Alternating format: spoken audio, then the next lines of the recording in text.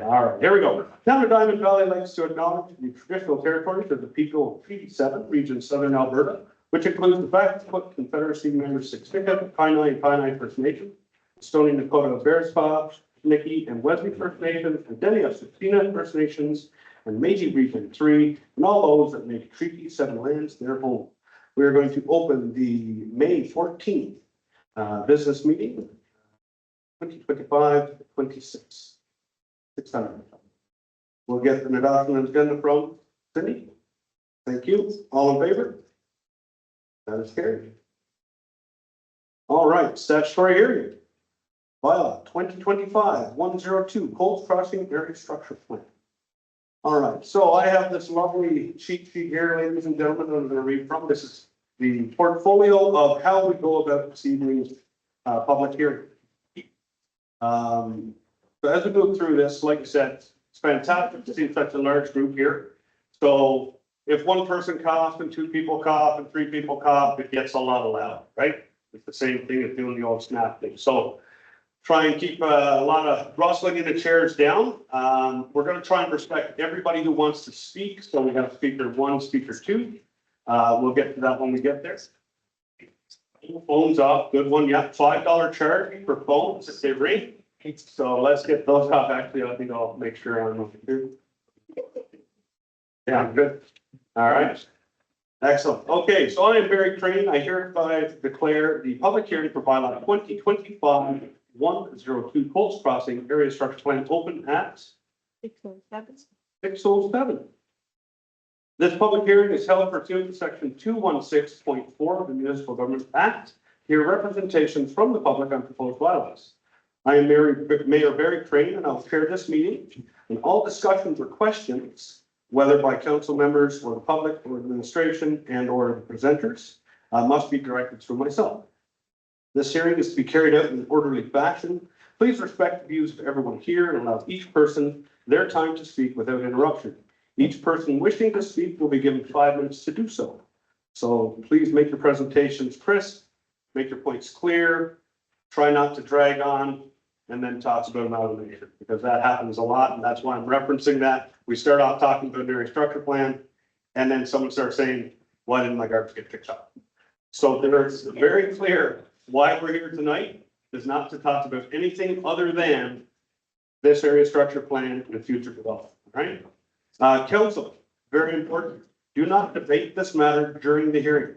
The decision regarding whether to grant this bylaw further readings will be dealt with later in the agenda, as you know, or at a subsequent meeting if deemed necessary. So please keep those comments until the end when I appropriately ask you to make comments. Mr. Davey, can you please confirm that the notification of the public hearing has been publicized properly? Confirmed, Your Worship. All right, thank you. Number 4, we're moving on to the details. So Ms. Florazone and Ms. Suter, you now may present your staff reports. So ladies and gentlemen, I'm going to sit down while this is going, and then I'll come back here when time's for. Good evening, Council. My name is Stuart Florazone. I'm the Client Manager for the Town of Diamond Valley. Mayor Crane, would you like me to review the statutory requirements of why we're here tonight? Absolutely, yes, please. A statutory public hearing invites the public to speak their minds, challenge proposals, and provide input into decisions about proposed plans and future development. The hearing is a chance for anyone to express their opinions to the Town Council before they make a decision on the proposed bylaw. The Municipal Government Act requires Council to conduct a public hearing before adopting a new area structure plan. A public hearing provides an opportunity for affected citizens to share their views with the elected representatives before bylaws are adopted.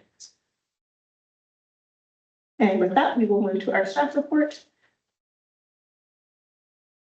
Good evening. Through the chair, my name is Kimberly Soutier. I am representing the planning department on behalf of the Town of Diamond Valley.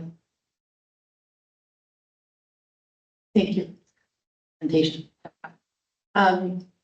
This is bylaw 2025-102 for Coles Crossing Area Structure Plan. This is a new area structure plan being proposed in the town. The area structure plan lands comprise almost a half section located on the far east side of the Town of Diamond Valley. These lands are south of the bottom curve of Highway 7. And comprise of almost 10% of the total land area of the town of Diamond Valley.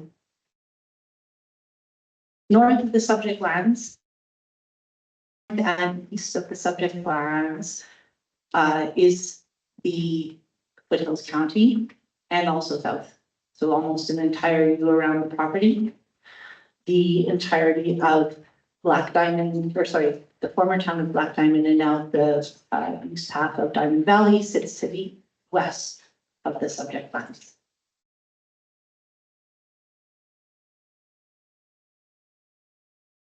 Boats Crossing was submitted as a conceptual scheme back in 2021. And at the time of submission, subsequently, the plan has now been revised to be an area structural plan.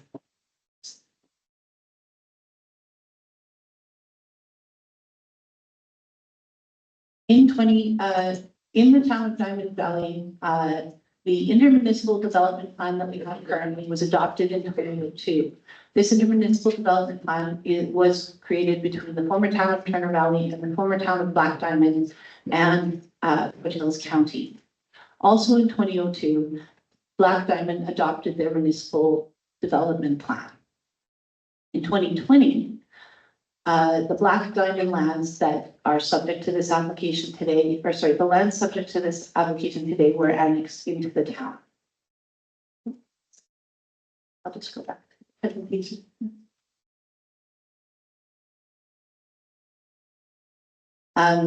Seconds, yes, thank you. At that time, there was an update to the municipal development plan map, which we will look at in a moment. In 2003, the amalgamation occurred between Turner Valley and Diamond Valley, or sorry, Turner Valley and Black Diamond to create Diamond Valley. Next slide, please.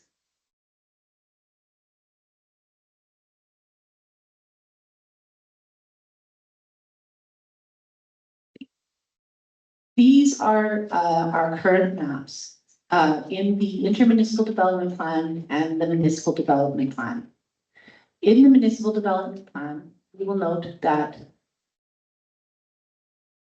our subject plans only, whoops. That's okay. So for the audience, it's just noted that as we let people into the meeting, it does interrupt the presentation just briefly as we do that. Go down 2 slides from there. Okay, so under the intermunicipal development plan, the lands were anticipated to be in the future for urban development. This goes back to 2002. In 2020, when the lands were incorporated into Black Diamond, there was the anticipation for a commercial light industrial strip along to the highway, as well as residential to the south.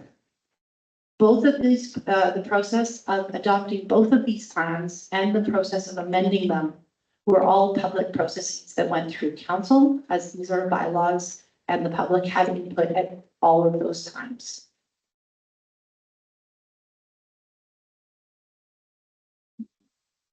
Next slide, please.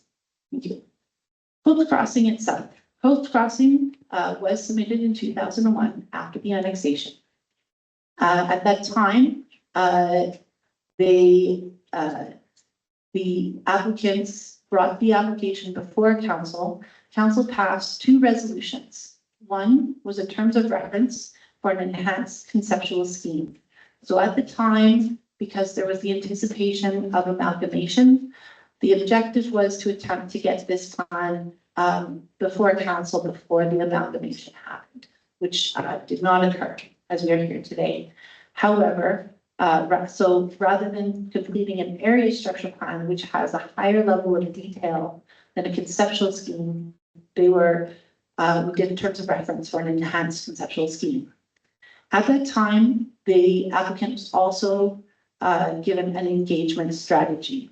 Some members of the public attending today may have attended this open house. This was an open house done at the direction of the council. These resolutions were passed at council at a public meeting. So there is another opportunity for the public to be engaged, although a resolution does not require or does not accommodate like a public hearing, a public input component, but there was public attendance. In February of 2025, the current council of Diamond Valley passed a bylaw requiring that certain lands within both former Turner Valley and Black Diamond have an area structure plan. The Colts Crossing land in this bylaw. Hence why this application may have previously been seen as a conceptual scheme, but is now an area structure plan. Next slide, please. I will note that due to the spacing available on the slides and the nature of the elongated development site area, most of the maps in this presentation are oriented within the north portion of the plan to the left side of the screen.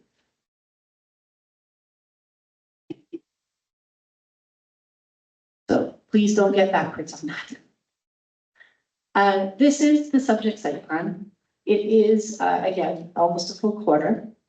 It has the commercial and industrial, light industrial lands to the north with residential lands to the south. There are 3 storm ponds, they are shown in blue.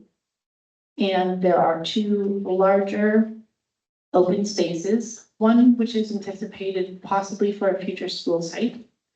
There are green spaces in all phases of the development. We're going to get into more details on this later. And there is a proposed mixed use area, which is shown in a darker yellow in this area. Next slide, please.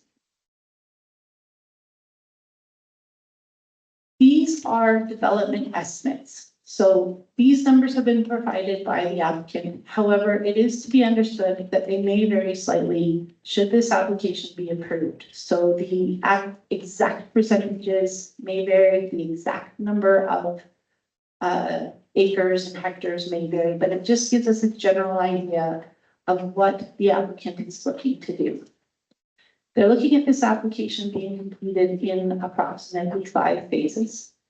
Each phase estimated to take between 5 and 10 years to develop out. So this could be a 25 to 50 year build out should it be approved. The municipal reserve lands, which are the open space lands along this line here, are proposed to comprise of approximately 13% of the total developed area.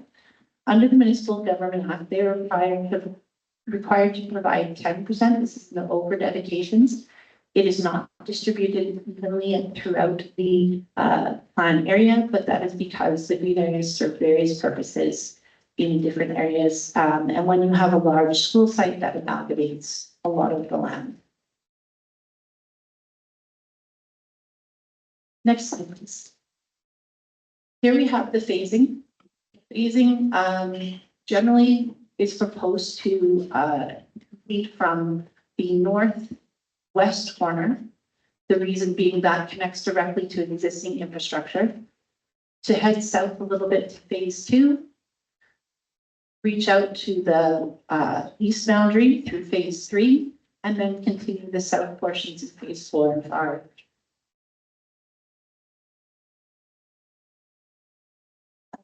Next slide, please. So I want to actually, could we go back to the full site, 2 slides up?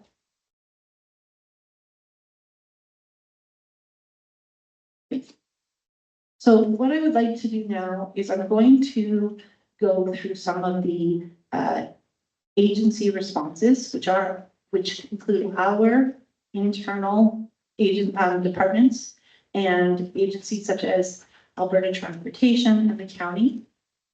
I'm going to speak about utilities a little bit. So I'm going to go through a quick summary of some of the responses we had from agencies, the detailed on utilities, and then I will get to responses from landowner responses.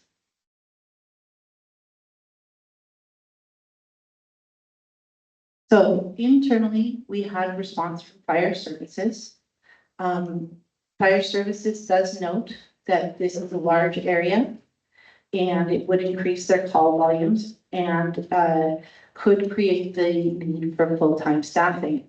How that works is as the calls increase, it is the fire department's responsibility, and it would be the same for other emergency responders. So the hospital, the RCMP, they monitor their call levels. And at such time as the fire department, which is the municipally overseeing emergency component, the rest of the province or the federal government, as that agency might be, would monitor it. And at such time as they feel they're coming close to needing either an expansion or a change to how their fire department is staffed, they would create a business case and council would review it at that time. Should we not be able to meet our anticipated need, fire department would let us know as we continue to this. Again, this is should the application be developed, and council would determine whether or not we are able to proceed with phases until those kind of services are addressed. It is noted, one of the comments that we received was about building height. The area structure plan does not address building height. However, building height is limited by the capacity of our apparatuses that we currently own. Currently, our capacity is approximately 3.5 residential stories. So the apartment buildings that are recently being built just adjacent to the town or up the hill from the town office max out. So that would be the tallest that we can accommodate with our current servicing capacity for fire. Engineering. So a lot of the engineering comments can get into a bit more detail in just a moment. This is our engineering consultant. Transportation, our engineering consultant has reviewed them. They are finding that the responses provided by the applicant to internal questions from our engineering consultant are currently okay or acceptable. Administration does note that there are connections to roads in foothills and with the province being Highway 7 that have not been completely addressed to the satisfaction of administration.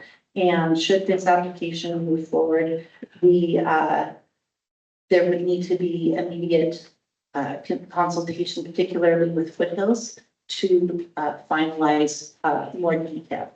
That doesn't mean the administration believes that this cannot be completed. We're just looking for additional detail on that. Environmental. We have had so again, this is our engineering consultant reviewing the environmental information submitted by the applicant. All previous comments that our engineering consultant had regarding the biophysical impact assessment have been satisfied. Should this application be approved, we would expect all recommendations to be followed that are in the report. There is a slide further on where I'll get into a little more detail. Further, our engineers have previously requested some updates to the submitted phase 1 environmental site assessment. Some of those comments remain unsatisfied. There was they are looking for additional information on the on-site interviews that were completed by the applicant's consultant. And I just wanted more detail on those interviews. And also they are looking for more information regarding some of our CSA and ESA standards. Those are, I'm not an engineer, so I can't speak to what those specifically are. Again, that doesn't mean that the reports have shown us anything of concern. It means the engineers just want to have a little more detail to what was submitted. Alberta Transportation and Economic Corridors. So that I'm going to get in quite a bit more detail as we are a little further into my presentation. Foothills County also responded. Foothills County particularly looked at the transportation impact assessment, again, a report submitted by the applicant. And they do have some items that they feel need a little more, need more detail. And in addition, where this application would access 144th, which is on the top of the page that you are looking at, but is on the east boundary of the property line. And further brought out, which I have a slide further on, which we'll get to. Those details need to be formalized. So formalized doesn't have a specific type of agreement, but it needs to be something in writing that both the town and the county hold, that should this application be approved, we have the plan going forward. We may not have all the specific details, but we have the plan, maintenance, standards of construction, the basic cross sections that we're looking for, and main transportation routes for traffic to be guided to.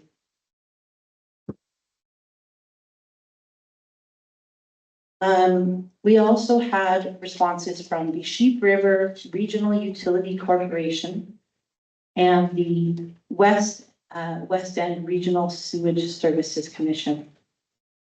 I'd just like to define, for information purposes, the Sheep River Regional Utility Corporation operates the raw water treatment system. So that is the collection of raw water to turn into potable water.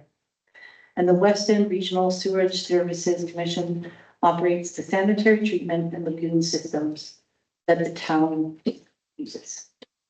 Sheep River Regional Utility Corporation, or SHUC, under the existing water license, the application, should it be approved and proceed to full build out, the current water licenses have the capacity to supply the raw water for the town. It is just to note regarding our physical infrastructure on that. With regards to license. License is what we have the right to access on paper. It is noted that during hydro conditions, there may be some restrictions on that, and certain water licenses fluctuate with water restrictions.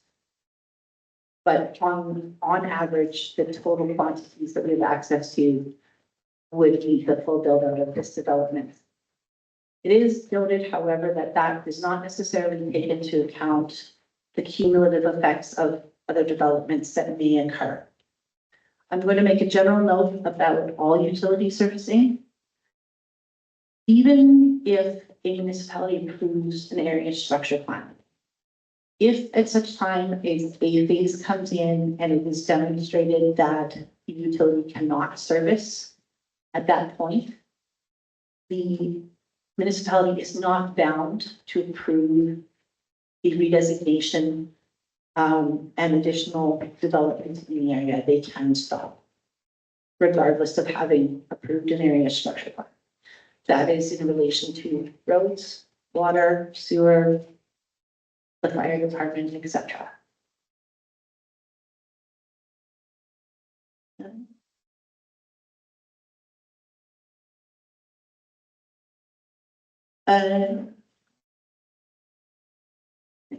So I'm going to move on to the next slide, please.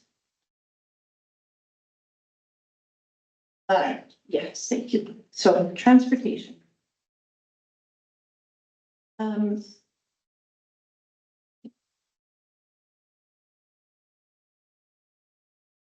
Transportation of 6th Street East. This is the road that would run the full boundary of the west side of the Gold Crossing development.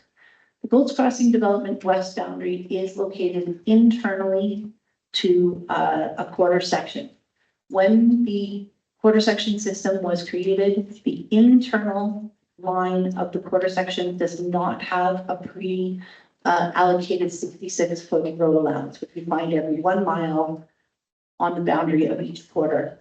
That has been in place since 18, whatever it was, when all the maps were created for the Alberta province, the province of Alberta and adjacent provinces. So when 6th Street, should this application be approved, when 6th Street is developed, it is anticipated that it would need to be at least a 25.2 meter right of way. 6th Street at the north end has this amount of land available. I'm going to go to the slide up. Yes, sorry. That's not the best. Could you go one slide down? I'm trying to remember what I had on the presentation. My apologies.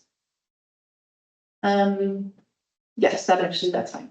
So this slide here, when the transportation area network was considered, this was the area that they looked at in terms of the road network that that the consultants, the applicant's consultant considered in their reports.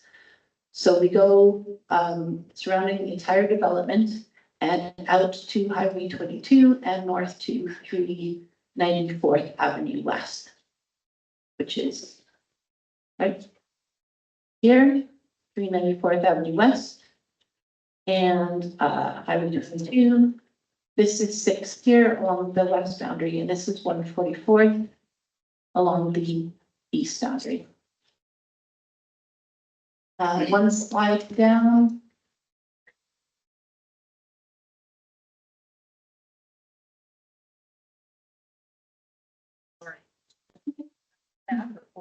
Sorry, one next slide, please.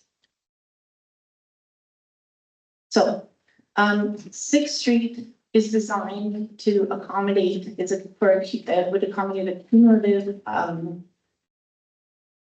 development of all of Coles Crossing and the adjacent developments to the west.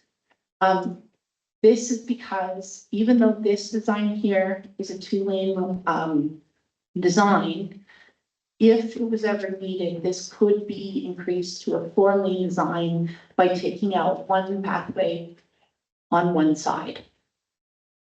And so even so at the max build out of Coles, this design could be kept. If there was significantly more than the full build out of Coles, then we would need to look at going to the 4-lane. But the space in the 25-meter width is there. An important note about where that width comes from. To the north of the parcel, and I'm sorry, I don't have the best picture for this, but the width is there. However, as we go south, there is currently development on the west side on the Kaiser lands. Some of those lands have housing developments, particularly around 4th. The developments around 4th have already dedicated approximately 10 meters of land on their east boundary for the west boundary of Coles. And so in that, will be Coles' responsibility or likely responsibility to provide most of, if not all, of the road dedication that would be required. This will depend on what we have on the west side and what can be acquired, but also attempting to keep the road mostly aligned. Speaking of road alignment of 6, we will talk a little bit later about the water utility. Currently, there is a water line that goes down 6th Street.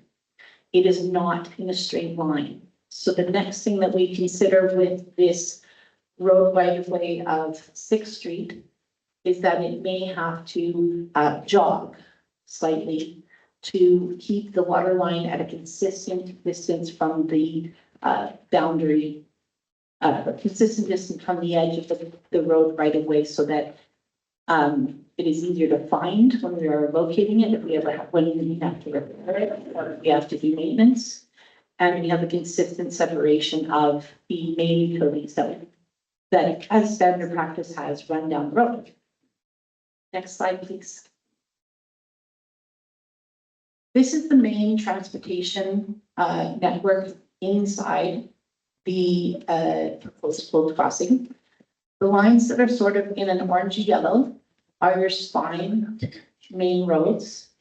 We have some east-west ones and a few north-south ones. The ones in yellow are your larger ones. These are not anticipated to change. They, in the plan provided. However, the smaller roads, the smaller residential roads that sort of are in a purpley red color, those, as the phases develop, may shift and adjust. That is standard for a large development like this. We review things and amend things. Where it is a slight adjustment in the road pattern, we would not need to amend the area structure plan. However, if any of these changes would affect the main spine roads, the main spine road network, then an amendment to the area structure plan may be required. We also see that, that's okay, we'll leave that slide there for now. We do have roads on the west side that are for foothills. 144th, should this application be approved, would need to be developed in stages as the access to the west occurs. So for phase 3, which is in this area, the most northern portion of 144th would be built. And as the phases are developed, you would build further and further south. The negotiation or discussions with foothills would determine where direction of traffic would be. This intersection is between two curves, and it is certainly not an intersection where we want to see large amounts of traffic going to. This is the discussion that comes with foothills, comes with our civic operations department of what limitation or access we would promote or discourage in certain areas. 402nd Avenue. 402nd Avenue is just south of Highway 7 and follows the full length of the north boundary of Cold Crossing. The west side of this is proposed to remain open. The east side, I'm sorry, I have that backward. The east side is intended to remain open. The west side is proposed to dead end and not connect to 6th Street anymore. And this is because that intersection is too close to Highway 7. And as traffic would increase, we don't want to have extra turning that close to a highway. Alberta Transportation has indicated their sort of trigger for signalization of that intersection as well. And we would just follow that. Alberta Transportation has also indicated that at a certain volume, Highway 7 may need to be twinned. The twinning or the works, the improvements to Highway 7 are under the jurisdiction of the province and not the jurisdiction of the town. So that is a discussion that happens. And again, as I spoke before, where infrastructure or utility does not meet the needs of the development, even if the area structure plan has been approved, one does not have to continue to approve the phases within that area structure plan. Next slide, please. I'm going to get into utilities a little bit, and this will be the last big section of my presentation. This is the proposal for stormwater. Stormwater is anticipated to, which is to surface water that the rain and now that should this application go ahead would not be able to be absorbed in the ground because we have all the houses and roads. There are 3 stormwater ponds, 1, 2, 3. This infrastructure would be built by the developer. They would bear the cost of constructing it and maintenance for generally a period of 1 to 2 years, depending on how that agreement would go. They would then become the responsibility of the town. This is permanent infrastructure, and we would be responsible for maintenance, repair, and eventually lifetime replacement. All of the water within the development would go to these 3 ponds and then eventually come out of the development to the east. And if we go over to this map, I know it's not very clear, but there is a water way that the stormwater would eventually drain into. This is all subject to the approval of Alberta Environment, and it cannot be put in place if Alberta Environment does not approve it. Next slide, please. Oh, sorry, one note back on that. You don't have to go back. Currently, the capacity to, the stormwater is designed to deal with the entire capacity that Bolts Crossing would create. Next, this slide that we are on now is for potable water. Potable water functions as a loop system. There is one portion to the north that our civics operations has asked if this would be headed to be looped. Sorry, to the east. And now I'm getting backwards with the direction, my apologies. To the east of the plan, again, north is off to this side of your screen. It would attach to the existing water line. This is the water line that I spoke of that is slightly, that moves from one side of the road to the other. And it would connect to the existing water lines on First Ave and Fourth Ave. And this water line would also further continue down the future 6th Street as well. Next slide, please. Here we have the proposed sanitary. The proposed sanitary is proposed to connect to existing sanitary line. Currently, there's an approximate, there is a limited capacity in the existing lines, which are shown to the bottom of your screen that were the west of the development. This capacity is limited. The sanitary evaluation takes into account only the Bolts Crossing development. It does not anticipate or include the potential for additional development within the town. The applicant has further proposed that the sanitary line go to the north of the parcel. This alignment is not currently what we anticipated would ultimately be. There needs to be additional review in terms of how this would connect to the lagoon and the sanitary system, which is north and a little bit to the west of this location. These lands here are foothills lands. The town boundary is down here.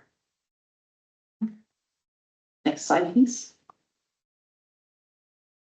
Biophysical impact assessment. So there is a lot of text here. The full text is included in your reports. I did want to just bring up the hydrology section, which is down at the bottom here. There are 13 wetlands and 3 ephemeral water bodies observed on the site. These wetlands and other water features will need to be permitted for removal under the Water Act and meet the requirements for avoidance, minimization, and replacement under the Alberta Wetland Policy. What that means is, even if this plan is adopted, each phase will have to get permits from the province for the removal, replacement, or of the water bodies that exist. And those require provincial approval. If at any time the province doesn't agree to it, the plan would need to be amended to accommodate that change. So the plan itself is considered a living document, and so when changes like that occur, it can be accommodated through amendments. There are other items such as wildlife. You will note that there is construction schedules. So where wildlife may be migrating or nesting or breeding, this report indicates that that has to be taken into account. And so construction has to either do a sweep or work around that type of schedule. The recommendation, of course, is that any of the recommendations provided here would be part of the development. This is taken care of at the subdivision stage or the development permit stage. It is not part of an area structure plan. but the area structure plan notes that this would be a future requirement if it were approved. Next slide, please. All right, so I am going to go back a little bit.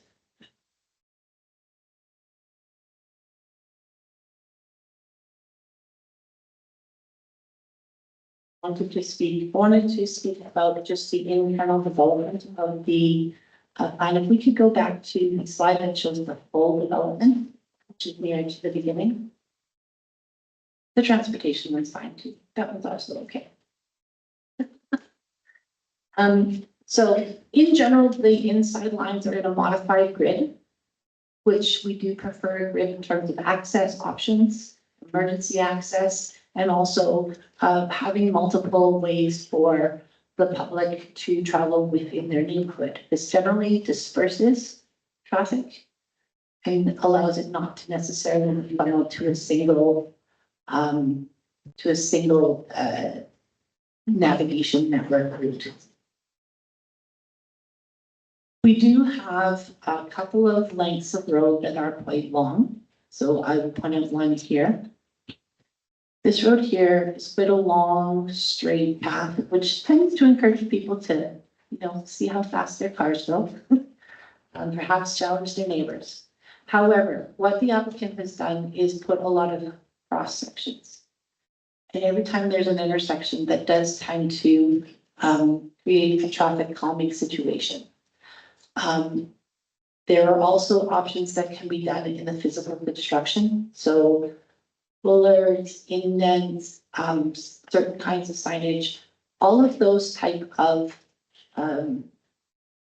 details would be part of the subdivision phase when the road would be constructed. So the width needs to be there, and then calming enhancements would be part of that stage of development. So the area structure plan does not need to address that necessarily at this point. But policies can indicate that that will be a future consideration. The other one is the other point item I'd like to bring up is mixed use. So this development does propose a range of uses. What you will notice in the area structure plan is there's sort of two ways of dividing the residential uses. One is by style of development, so apartment, duplex, multi-unit. Those are definitions used by the applicant to say this would be a built form. What the town uses in terms of going forward is we use our land use districts. So residential 1, R1, R2, R1, R2 are the narrow districts that we have. And the applicant can also propose new districts. Those districts set out the setbacks, they set out height limits, they set out basically how the lot will look. In the area structure plan, and this one has a little more detail than we might find necessarily at the stage because the applicant has spent some time in their phase 1 stage. So what we are concerned about in general at the area structure plan stage is it going to be residential? And are we looking at denser forms of residential versus just single family dwellings? But we don't necessarily have the land uses in a firm position at this point, and they certainly can adjust. So if this application were approved and then got to phase 4 and all of a sudden they said, we would like to shift how the residential is laid out, that is a normal part of the process that happens in area structure plans, especially large ones like this. Mixed use development. Mixed use is where the development is proposed to have commercial on the main floor or in the front of the building and residential use upstairs or in the back. This is something that the town is actually very positive on because it brings in commercial, a little more commercial use and density. The reason the town administration is quite positive on considered density, meaning we've thought about where it goes, is it does as a general rule, decrease the linear foot cost of our infrastructure and makes a better use of it. Each area where higher densities are proposed will need to be evaluated, that the road is appropriate. And when a site is developed, parking, the site, when an applicant comes in to develop a site, they need to be able to demonstrate the parking can be accommodated on the site. So all those things would be part of it. Area structure plans do not get into the level of detail where we consider parking. It's just assume that if we are having residential, when the residential plan comes in, they will have the appropriate setbacks that a house can fit, and then all the parking requirements will be met on the site. It is not anticipated in this plan that any parking lots, so the commercial area would have their own parking lots, but that's their site, the parking is on site. There wouldn't be extra parking for public. Parking on the street would be determined at that time. It is would probably be limited. It is, we looked at one cross section for 6. All the residential streets would have their own cross section and likely be limited to one side.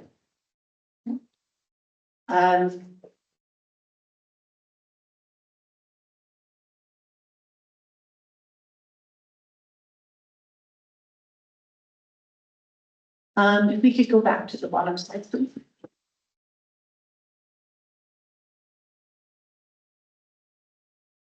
So that is the basic components of my presentation. Now, I would also like to make some quick extra points. The bylaw, when we gave it first reading, was presented with a full area structure plan. Since that time, the applicant has resubmitted with some updates. This is the applicant update version, redline version that we were provided for. So if this application were to be approved, it would have to be noted that whether or not you were looking at the original as it was first presented at first reading, or the one presented with your package today. Both applications in substance, in primary substance, are the same. We have done some updates to some of the policies that they have included. And so as you go forward, regardless of your decision, to note that there is an updated version. It is noted that should this application be approved, we would like to see immediately that there's an agreement with the Westerly landowner, a formal agreement with the Westerly landowner regarding utility right of ways that may be required. This is specifically for the water, the stormwater that would go through the property. The agreement does not have to be in place, but we would like a formal written memorandum of understanding or plan. Same concept for any other right of ways that may be off-site. There would also need to be detailed plans for the development of 6th Street, which would include the plan for where road widening, road dedication would be required, considering both what is available on to the west and where the water line is. Again, noting that civic operations is fine if the road meanders a little bit. That's all right. We would also like the long-range plans in terms of the applicant to commence the discussions with the county in terms of the road infrastructure network, and the long-range plans with Highway 7 are a little bit more difficult because the province is much more directive from the province's end on that, but certainly having a little more detail. It is noted that as the development would continue, should it be approved, updates to cumulative density, cumulative traffic, cumulative utility status would be required. And then it is important for the town to understand that should this application be approved, the town needs to consider the lifespan, maintenance, and replacement costs of all infrastructure. So in terms of the roads, there's all of the internal roads, there's the external roads of 6th Street, but there's also the understanding that 144th and certain access to Highway 7, because this is a town-led development, there is a certain element where there may be town responsibility for those roads, even if they are not located within the town. In addition, the stormwater system proposes to have 3 ponds at a pump station, and the sanitary system proposes 3 lift stations. So that would, all that infrastructure would be part of this development. Again, none of this comes online right away, should it be approved, but it is a lifetime maintenance if it is approved of these infrastructure. That concludes my presentation. If there are any questions from council. Oh, I apologize. No, Harry would like to speak now.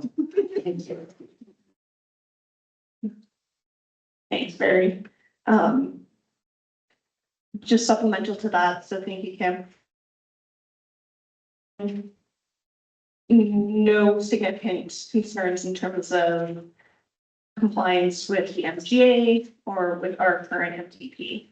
I'm going to give a 2 minutes on what the steering committee has provided direction on in terms of the future MDP that is coming up this fall. So the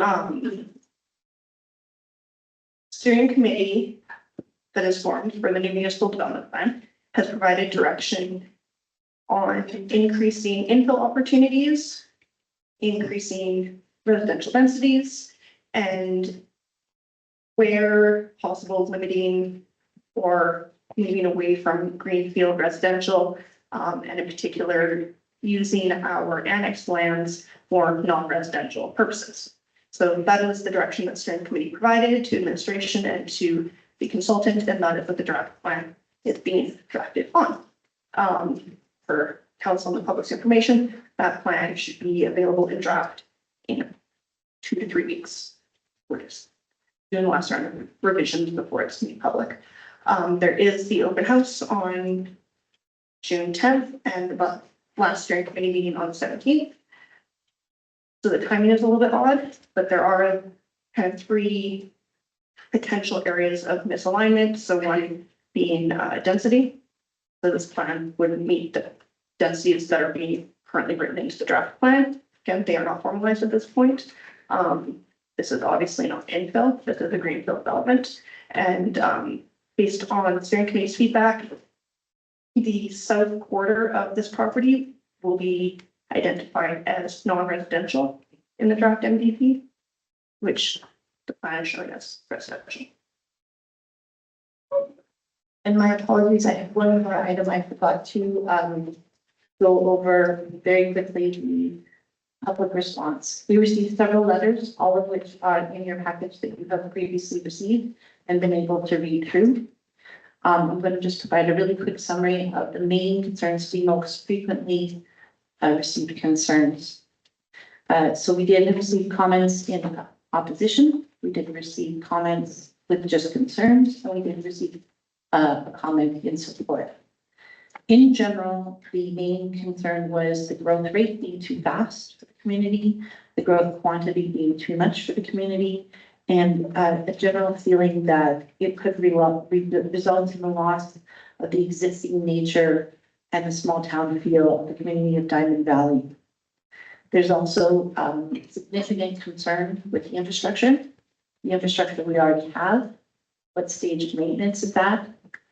I spoke at length to capacity. There is capacity in our system, but certainly that remains a concern with the existing landowners that submitted comments. There is, of course, concerns of increased presence of noise, traffic, parking. Some of these I addressed in my presentation. The site does propose a school. That is at the discretion of the school boards. Currently, we had no interest from the Catholic school board for that site, but the public school board was interested in that site. They did not provide a timeline. There were concerns about taking the concerns of the community seriously and giving them due respect for for how the community applicants feel. There was a concern over lack of public consultation. I did address that in my presentation. There is also the question about greenfield versus brownfield, which Carrie spoke to just now. There were some items that we aren't able to address because municipalities do not go through that, or that is not the role of administration, sorry, to review. This was with who gets to develop. We don't select that. Any application that comes in that is complete, that has paid the fees, is able to be reviewed. Accept or reject applications based on whether they are suitable or unsuitable. We base them on if the application is complete. There was a concern about conflict with other area development, agricultural uses, etc. Cost was repeated. Safety on the highway. There was concern about property values, community aesthetics. I did address the environmental components. It is noted that landscaping in the parks would be addressed at a future time if this application were to be approved. There was discussion of signage, and that would also be in the future stage. Traffic was addressed. Lot sizes would be fully sorted out in the future along with parking. And municipal reserves would be then dispersed throughout the development. So we also had an indication that there is a need for housing, additional housing availability within the town, and the importance of going through the planning process. Thank you. All right, thank you very much. Kim, that was excellent. I must say though, every time you got just a little ahead, you said, well, just back up a little bit. And I saw shoulders drop.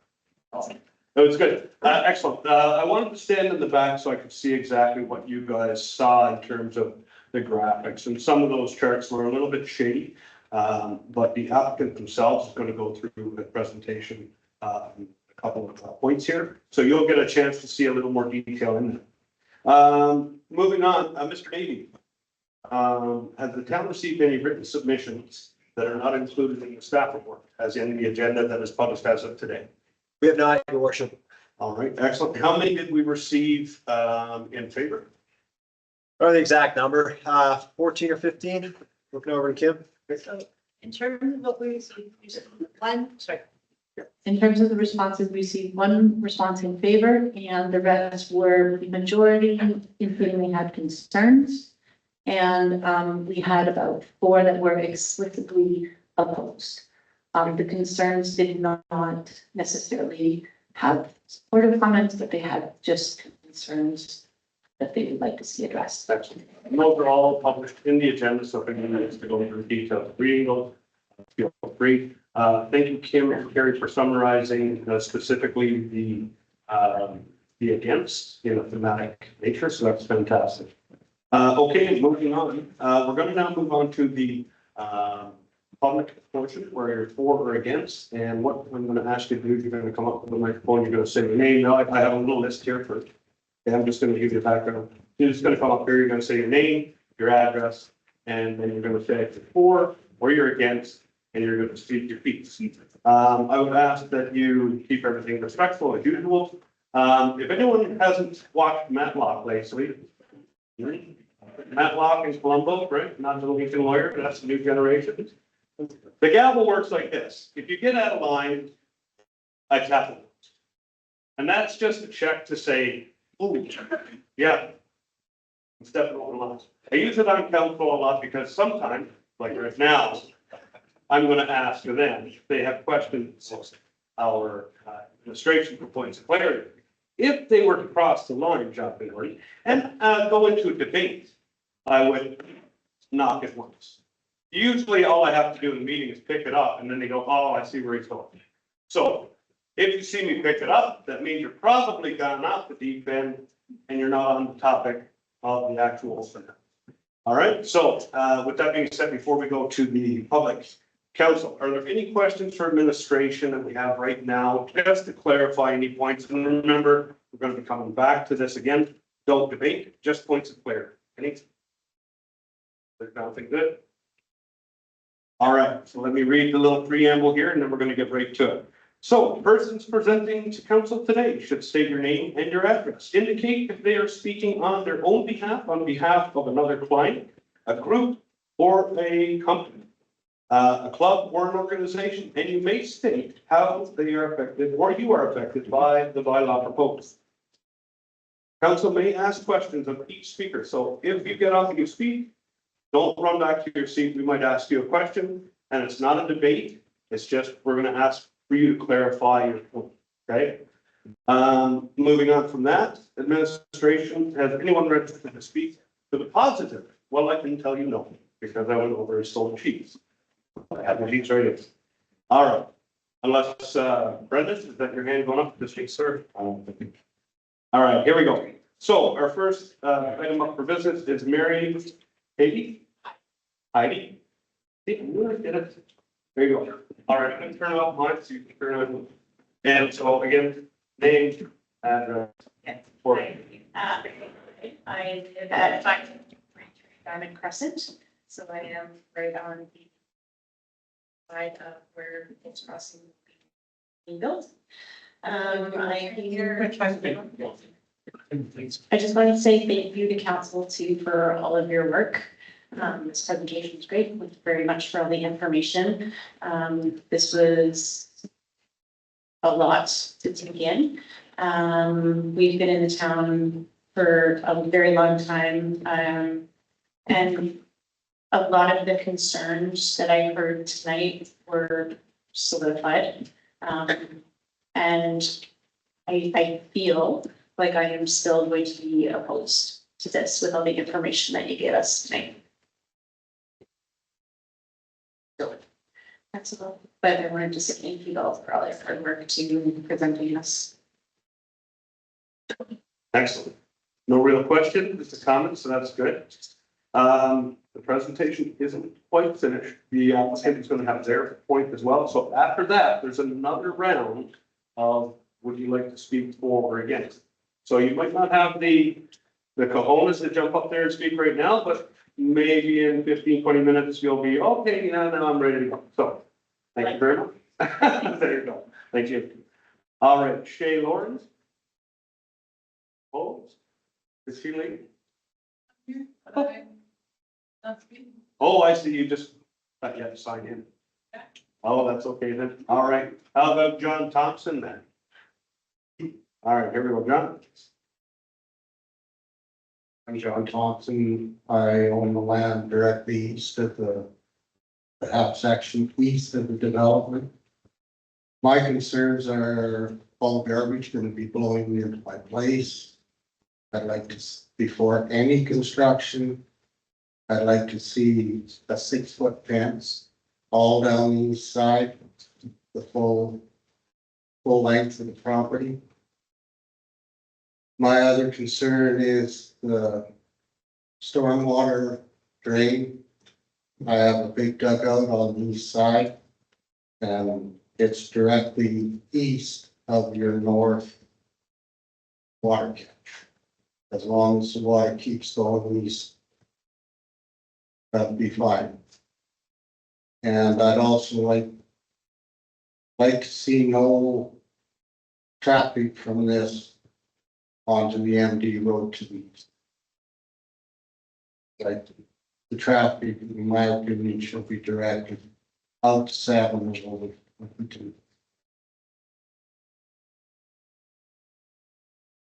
All right.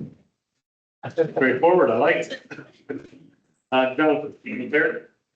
That's good.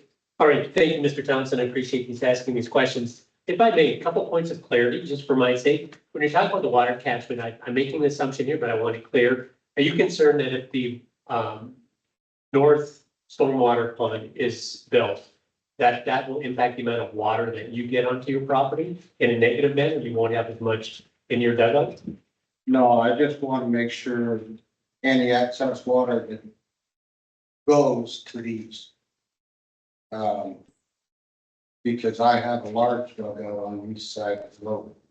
Okay, and so you think that, just for clarity, I'm a little bit unsure, you're concerned that the water coming from the coast crossing into where to be developed, the stormwater funds wouldn't be sufficient and you would get more than you need?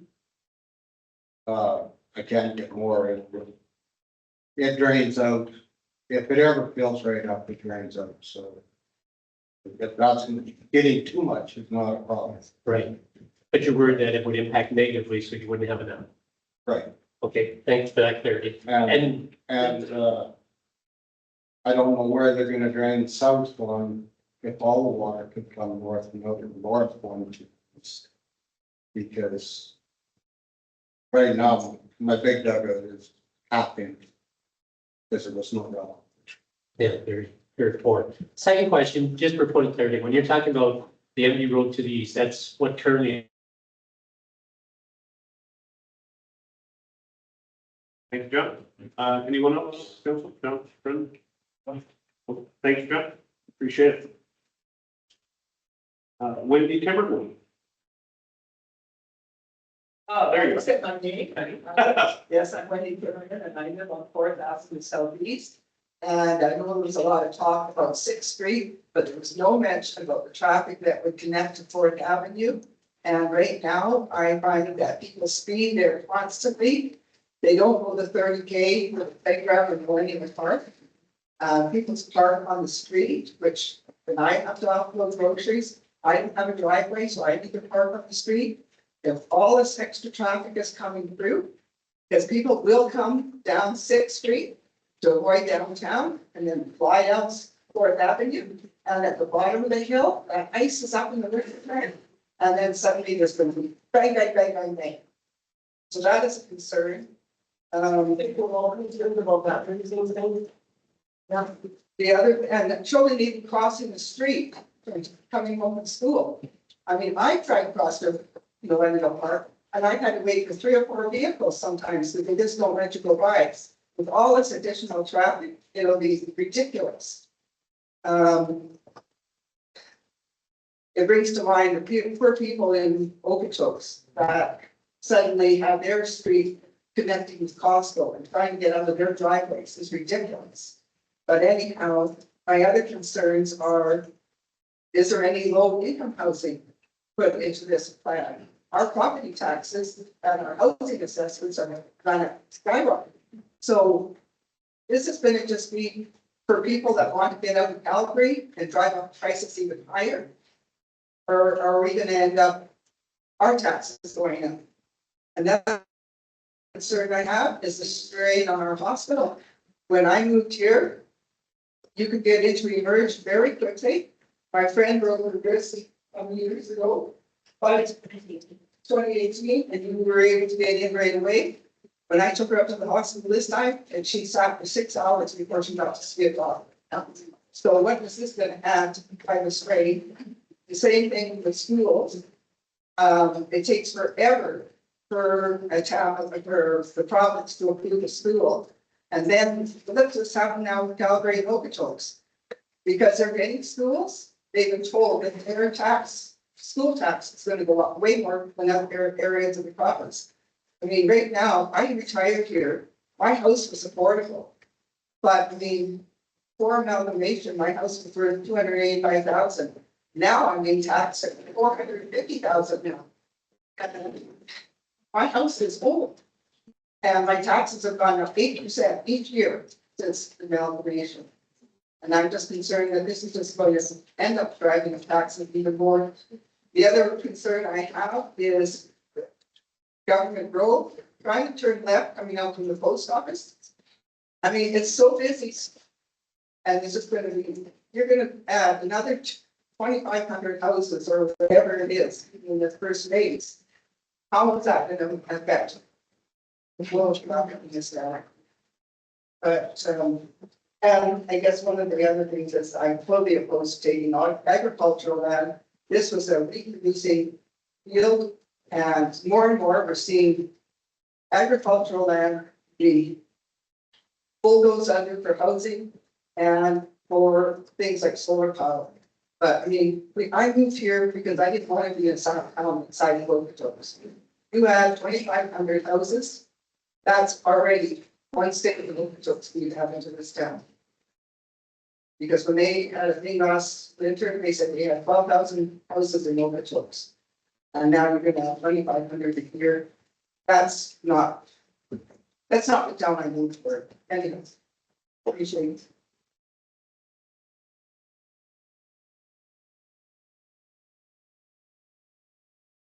Well spoken, Wendy. Thank you very much. Council, any questions for Wendy? Seeing none. All right, thank you. Some good points there. Mary Story. Very sorry to kind of evaluate based factors.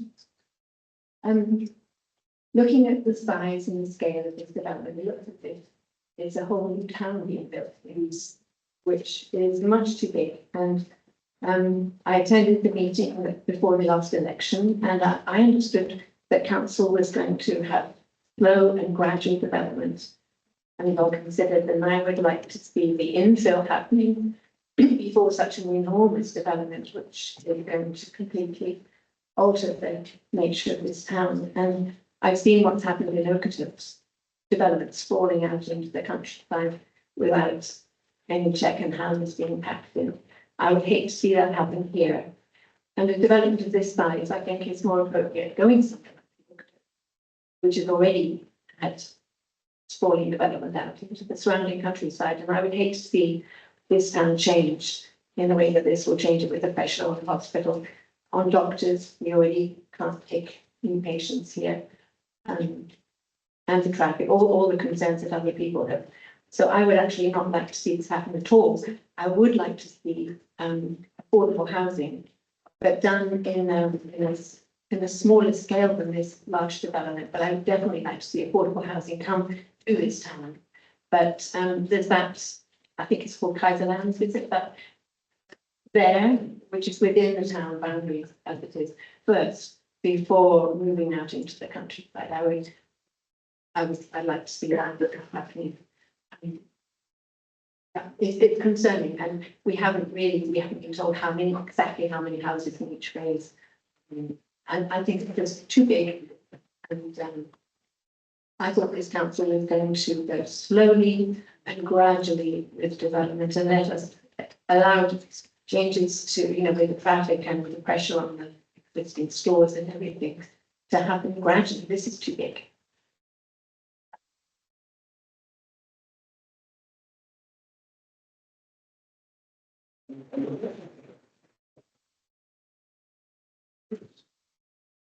Ashley Broad. Ashley Broad. So a lot of the stuff that was brought up was already said, but I already wrote up this thing, so I'm gonna read it, and I'm kind of coming from a position that I'm not completely opposed to this, but I'm not completely for it. I am just kind of putting some things out there that have come to my mind and how our town is currently going with diluting our lots, separating them, and how things are changing within our town to try to accommodate people that we just can't simply accommodate right now. So given the anticipated population increase of 3,000 residents in Diamond Valley, how will the town council ensure that recreational amenities such as parks, arenas, and pool will adequately serve both the existing and new populations, especially considering the current limitations on our infrastructure capacity? I know personally as a young family, I struggled to get my kids signed up for sports in the oil fields registration every single year. This morning's hot news was people not being able to sign up their kids for something as simple as swim lessons. We simply cannot handle the need that we have for simple amenities that are needed for small families, older people coming to this town. How does bringing a large amount of people for 10, 15, 20 years solve these problems? Water seems to be a problem. Snow removal seems to be a problem. These are basic needs that are complaints. Several homes held with this issue. Regarding the anticipated population growth, it seems town council is actively pursuing subdivision of existing lots within Diamond Valley as a strategy to accommodate more residents. Sorry, I'm nervous. I'm shaking, guys. I don't know in front of people. Sorry. Diamond Valley, sorry. Town council is actively pursuing the subdivision of existing lots within Diamond Valley as a strategy to accommodate more residents. Is an overall strategic goal of the town to increase the population of Diamond Valley. If so, just down my street on First Avenue, Northwest 5 Diamond, a lot was split into two, a lot was split, bought, and 2 trailers now dwell on the property, a single lot with 2 trailers that you can now stand in between and touch with your hands. The charm of our older area and the larger mature lots are dwindling. And it seems to be, the town seems to be granting every building request, and for what? I understand there was an affordable housing push, but these trailers are now selling for over $400,000 with no yard and on a single lot, 2 trailers. It simply congests our neighborhood and it doesn't solve the affordability housing problem. So does approving this development hinder the approval of diluting our current lots in town? Personally, I would rather see new homes versus shoving a new house and splitting lots or a trailer or putting a tiny home in every nook and cranny that we can manage in this town. Where does this leave our current home and property taxes? Where does this leave our home and property values? What will the town do to support the infrastructure, not only infrastructure, but amenities that this town needs to provide with this type of population? Our hockey association can't get these kids on the ice. Our baseball registration is getting shut down. For younger families, we just don't have the amenities that are needed. And then we're turning around and going to Okotoks. So why are we bringing more people in when we can't support the younger families, even older families that are coming in here? I feel like there needs to be some more concrete answers provided by the town with such astronomical development. Like you said, I'm not against or for this, but we need more concrete answers from the town council on how they plan to accommodate the town, not necessarily just showing us a development plan. That being said, new development does provide more taxes that do solve some of these problems that I mentioned. It gives us an opportunity to provide more important amenities to the community, and it gives an opportunity for city people, anybody that wants smaller town living to come here. And we are a welcoming town, but like you said, certain amenities that like kids sports, like our pool, we just can't support what's in our town now. So if we throw out 3,500 more people in here, where's our town's plan for maybe a new pool, an arena? Are we expanding fields? Okotoks provides all their sports programs through the town. We are all volunteer based. What kind of pressure is that going to put on those people? So I would just like to see where that all goes, I guess.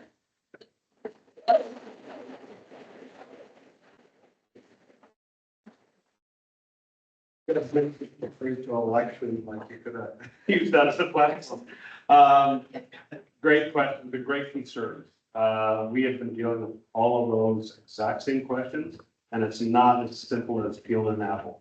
It is an onion and it's a cabbage smashed together. And when you get one off, it sticks and makes your baby cry, and then the next one tastes great.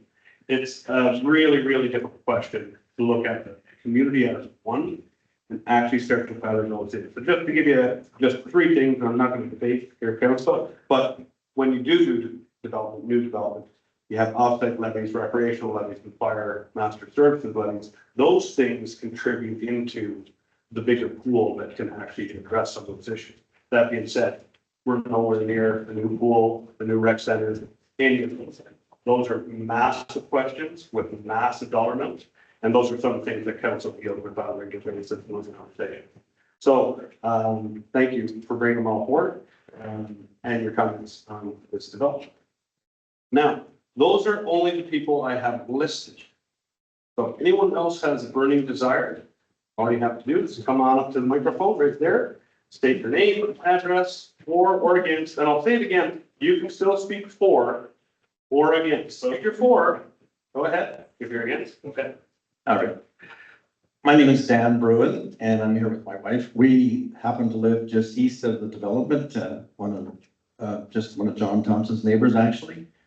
But where I live is kind of irrelevant. So I'm not coming at this or voicing my opinions based on how this is going to impact me negatively in my own personal way. But what I see is a lot of inconsistencies and a lot of inadequacies. And I know if I went to an investor for some money for a project or a business plan that was only, or was as incomplete as this one, I would get laughed at. There are a lot of unanswered questions here, and I heard even more tonight. And so things like, where's the sewage gonna run? Well, we think it's gonna go north here. And it's not even the town's land. It's, we don't know what the development, and I just heard tonight for the first time that now the south quarter perhaps is maybe not even gonna be residential. To me, there's too many homes going into this. Many of us, chose this lifestyle because of our values, the scenery, the slower pace, all those kinds of things, because that's what we want. There are plenty of places to live if you want to live in a city. And so we don't need to try to recreate that here in Diamond Valley.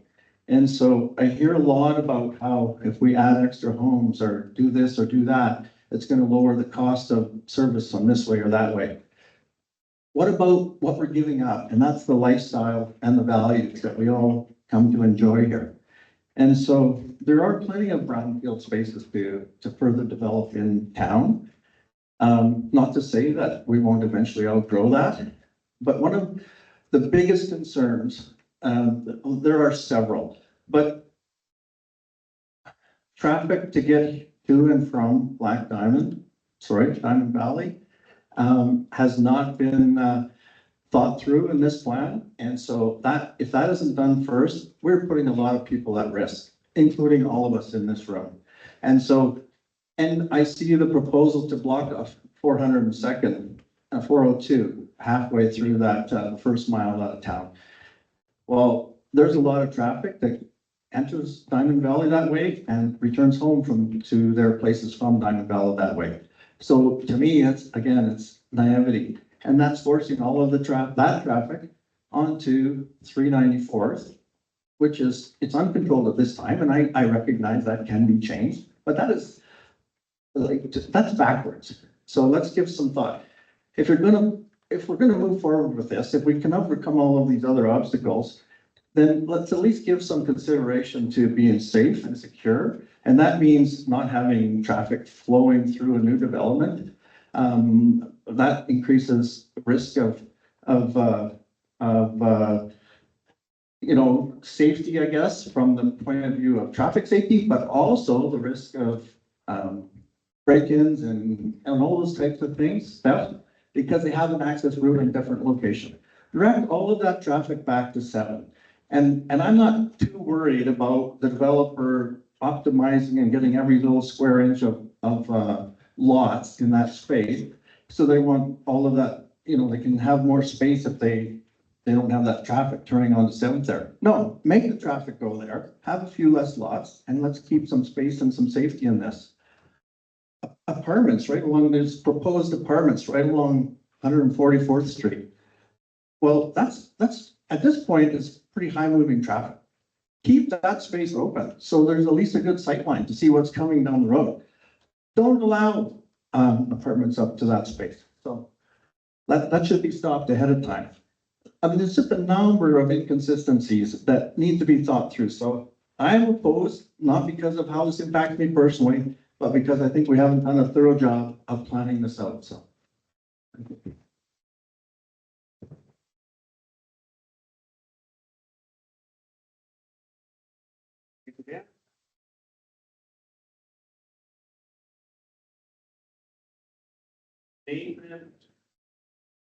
Concerns there, and I did in the Turner Valley part. A few questions. First of all, no one's mentioned the number of traffic lights are going to be installed on Highway 7. That's one concern. Also, with the amount of people in this subdivision, that means the town's going to have to buy more, much higher, more staff. The town office is going to be too small. That'll all have to be addressed. So there's a lot of concerns that haven't been brought up. And the biggest question, or actually, everybody in this room lives here because they like the atmosphere in a small town. Nobody wants to know hotels. Anybody here been to Langdon lately? Used to be a little sleepy town. Now there's thousands of houses. It's awful up there. And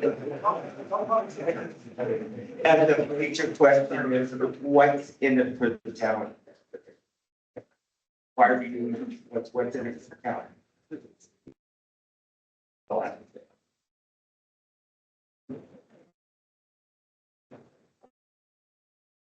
Thank you, Max.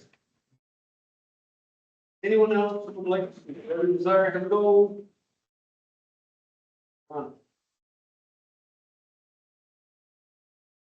Hello, my name is Katya Mulas. I live at 436 First Avenue Southeast in Black Diamond, and my property is directly beside this development. Everyone's brought up all the concerns that I have. I'm not going to repeat those, but I'd like to address the developers.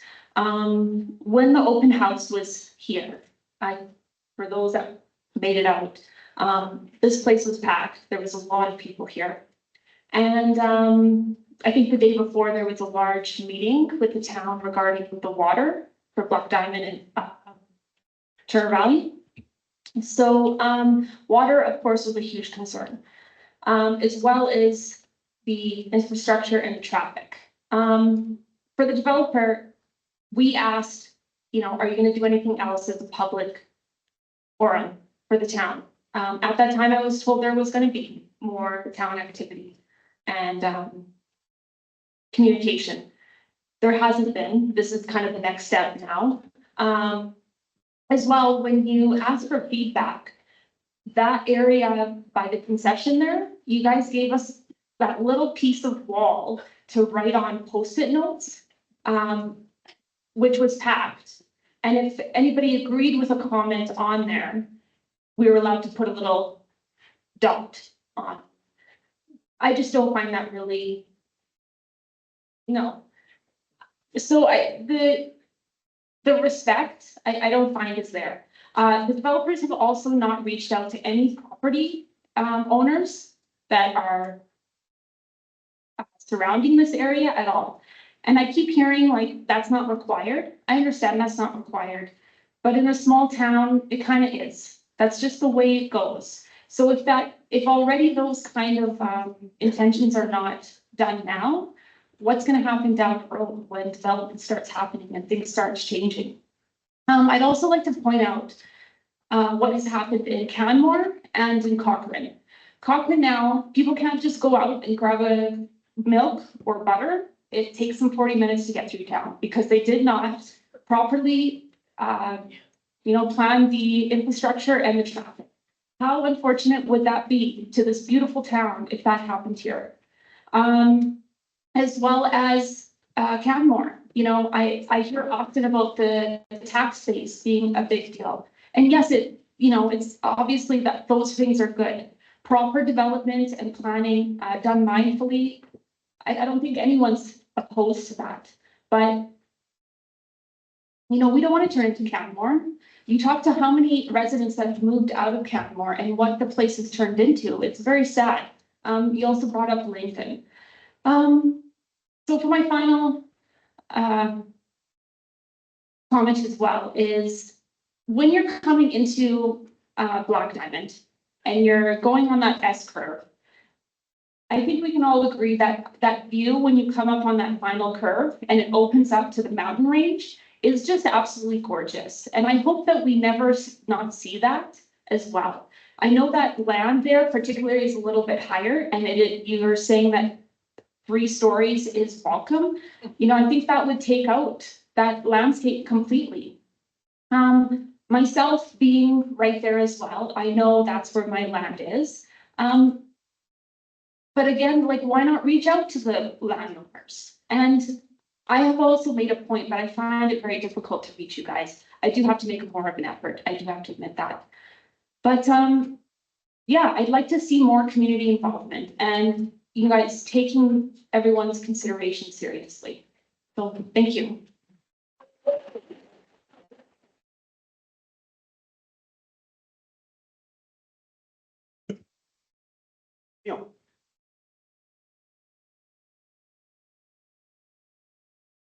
Oh, it's Neil Ships, 510 Emerald Way, so I'm just west of this. I'd like to reiterate a couple things about youth sports. Again, the rink, we don't have capacity for who we have in town already. Again, with the public engagement, not reaching out.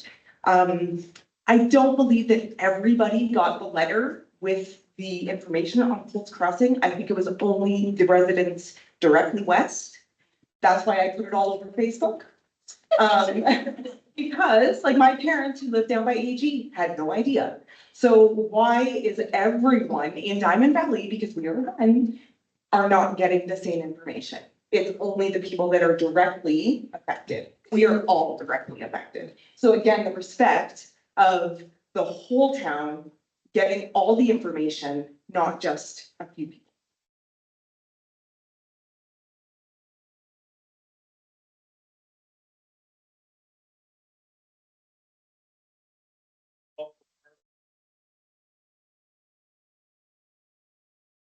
Can get the same information.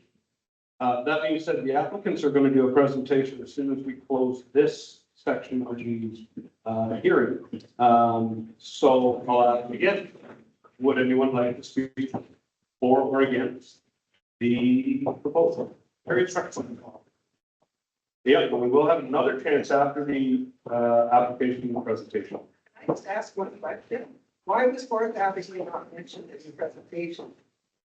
So. For that, we said. Go ahead, come to the microphone and say. Yeah, I just like to know, what is the plan for Fourth Avenue Southeast? Is that going to connect to the subdivisions and is that where phase one is going to be coming in and out? So we'll go through the applicant's presentation. And that might not even be part of this equation right now. That might be one of, as Kim referred to, those conversations with intermunicipal, PNP and so on. That might be just a broader conversation. But that's part of the town. But it's part of that. So that could be incorporated. But I don't know that right now because I don't even know the layout of what we're talking about. So we're gonna let her go ahead and get up here. So I will ask again. Anyone would like to speak for or against the application? Last time, going once, going twice. No,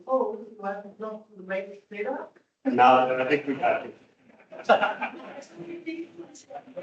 Thank you. Yeah, Fourth Ave.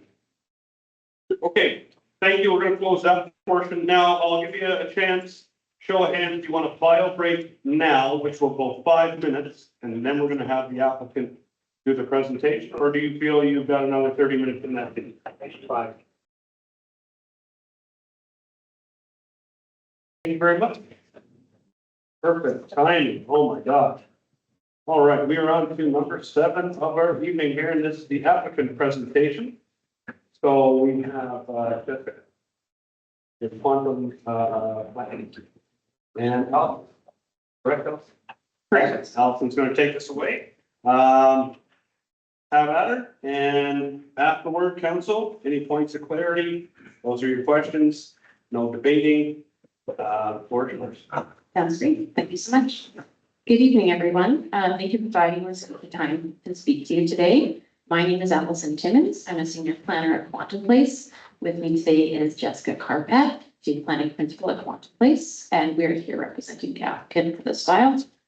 We also have a few technical experts on the line today. I will let them introduce themselves later on and their role as they respond to questions on the presentation. And I believe they'll be addressing some of the public questions we received at the end of my presentation. So we have worked with our technical experts to develop extensive and detailed background reports to prepare this comprehensive plan you see today. We would like to take some time today to walk you through these reports, plan, and the process that we went through. If we could just get the presentation up on the screen. If we could flip to slide. So the vision for the Colts Crossing community focuses on preserving the rich history and distinct small town ambiance of Diamond Valley. We understand through extensive public engagement that there is concern that ownership and rental opportunities for housing are missing in the town. The community is comprehensively planned to provide a diversity of housing types to suit different age groups, household compositions, and income levels. The ASP proposes single and semi-detached housing, townhouses and row houses, as well as apartments to meet a variety of housing needs. Park space within the ASP has been delineated to provide community gathering spaces accessible to residents and visitors. The central open space will include a public park with amenities that residents can use, such as playgrounds, trails, and pathways to be further refined at the subdivision stage. Next slide, please.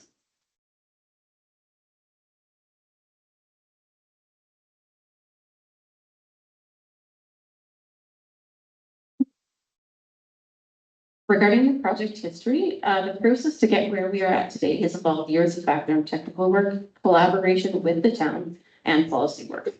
This all began with the annexation of this land in 2020, specifically for the purpose of urban growth. And then the establishment of the terms of reference with the town of Black Diamond at the time in 2021. I've noted here that there were 3 separate submissions, but I believe there have actually been 4 separate submissions and rounds of feedback that we've responded to from the town, whereby originally the application was for a conceptual scheme for what we're calling phase 1 in this document, and it has evolved since then into a detailed ASP for the entire lands you see today, constituting almost a half per section. We would also like to note the extensive collaboration with town administration that has occurred, including an all-day intensive workshop that occurred last July, months of drafting, meetings and phone calls, and lastly, a series of meetings that occurred just a few weeks ago, where we went through every single policy of the ASP to align with the potential draft MVP and to finalize the version of the ASP you see before you today. Next slide, please. So this ASP represents part of the balanced growth approach for Diamond Valley. We have not seen the draft MVP yet, so we cannot determine if this draft does not allow any greenfield or just encourages infill development. However, even the city of Calgary does experience challenges with allocating even 50% of their growth to infill development and still allows greenfield development as per their growth strategy. We understand this is not an exact apples to apples comparison, but just trying to exemplify that. The ability to encourage growth within established areas of Diamond Valley needs to be coupled with enabling rules to allow growth and change in new areas while investing in items such as parks. Adopting the Colts Crossing ASP would not prevent further infill opportunities within Diamond Valley and therefore does not contradict its draft MVP growth strategy, as far as we're aware. Increasing the supply of various housing types is a key strategy in increasing housing affordability in any municipality. Next slide, please.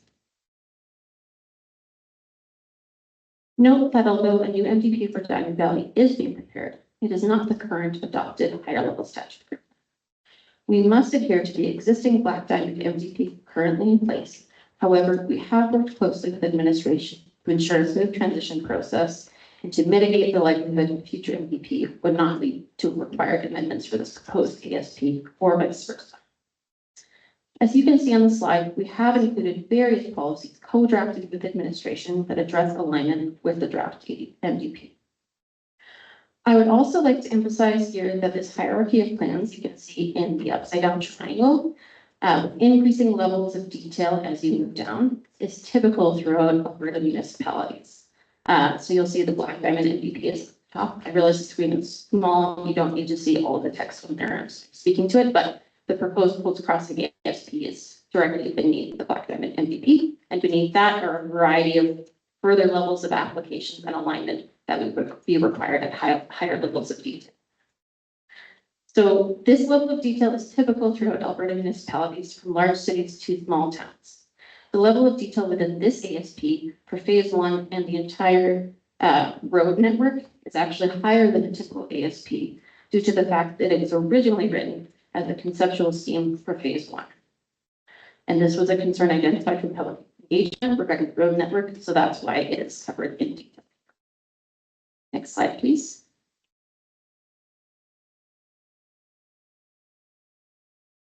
So we have worked with technical experts and subconsultants to prepare a variety of supporting documents to support and inform the drafting of this plan. So many of these reports are based on an agreed upon scope with the town and have been updated based on the various rounds of town feedback we've received.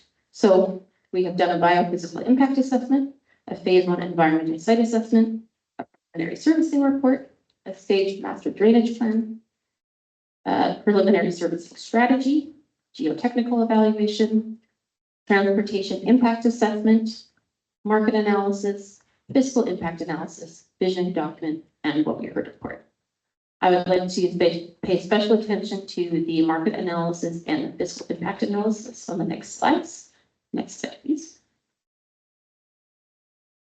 So the municipal fiscal impact assessment, or NFIA, again, I'm going to go through the text. You don't need to be able to read all of it.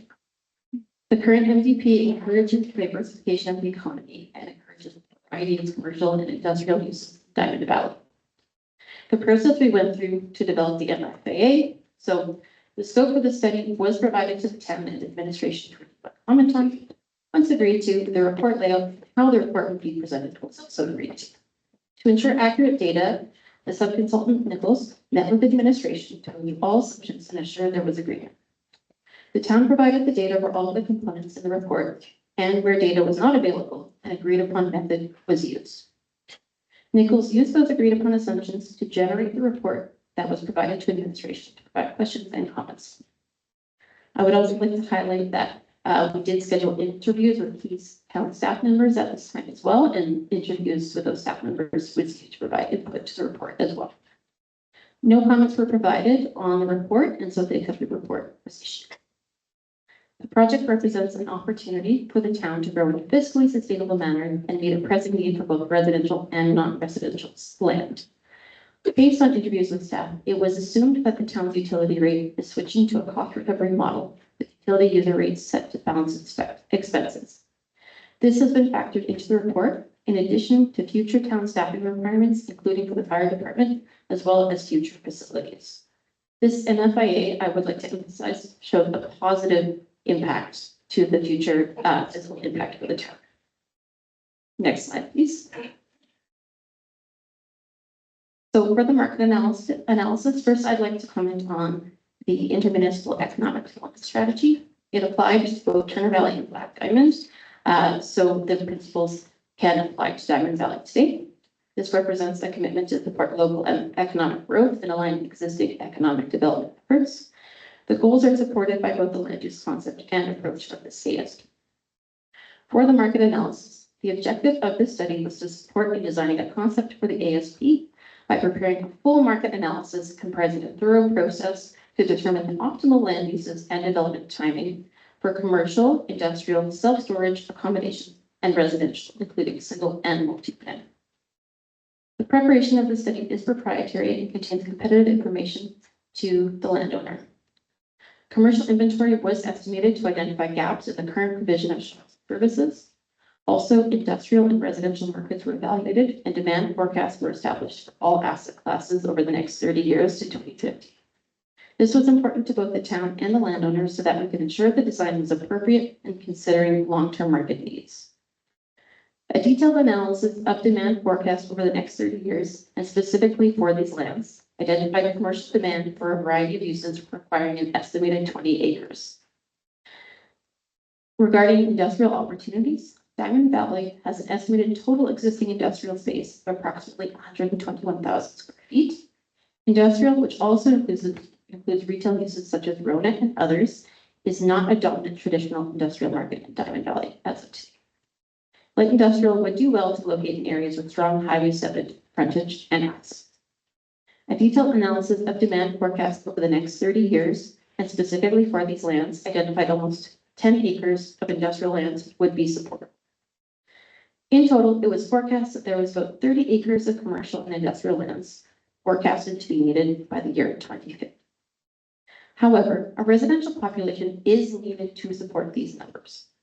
The population anticipated in Colts Crossing supports the amount of commercial and industrial development we have proposed. For instance, a per capita ratio is a normalized industry standard of 20 square feet per capita for new retail and commercial space against forecasted new population growth. As such, without the required population growth, the team would not be able to plan for this much non-residential assessment base within the planned area.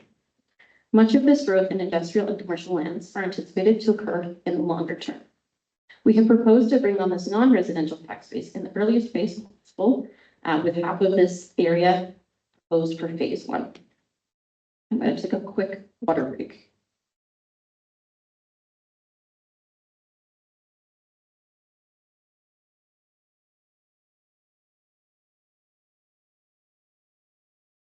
Thank you, everyone. Next slide, please. Existing features were examined within the supporting environmental reports. There were no water courses or drainages identified within the project footprint. However, as noted by administration, there are wetlands that would need to be addressed at each phase of subdivision. Approximately 90% of the proposed project area is cultivated, with vegetation dominated by non-native grasses. No wildlife of significance was found that would prevent development. There are no fish-bearing water courses or connections to fish-bearing water courses, and there are no environmentally significant areas in the project footprint. Next slide, please. So to support the overall vision, the concept for the site includes streetscapes designed to encourage vehicular and pedestrian connection. Interconnected parks and pathways are proposed throughout the plan.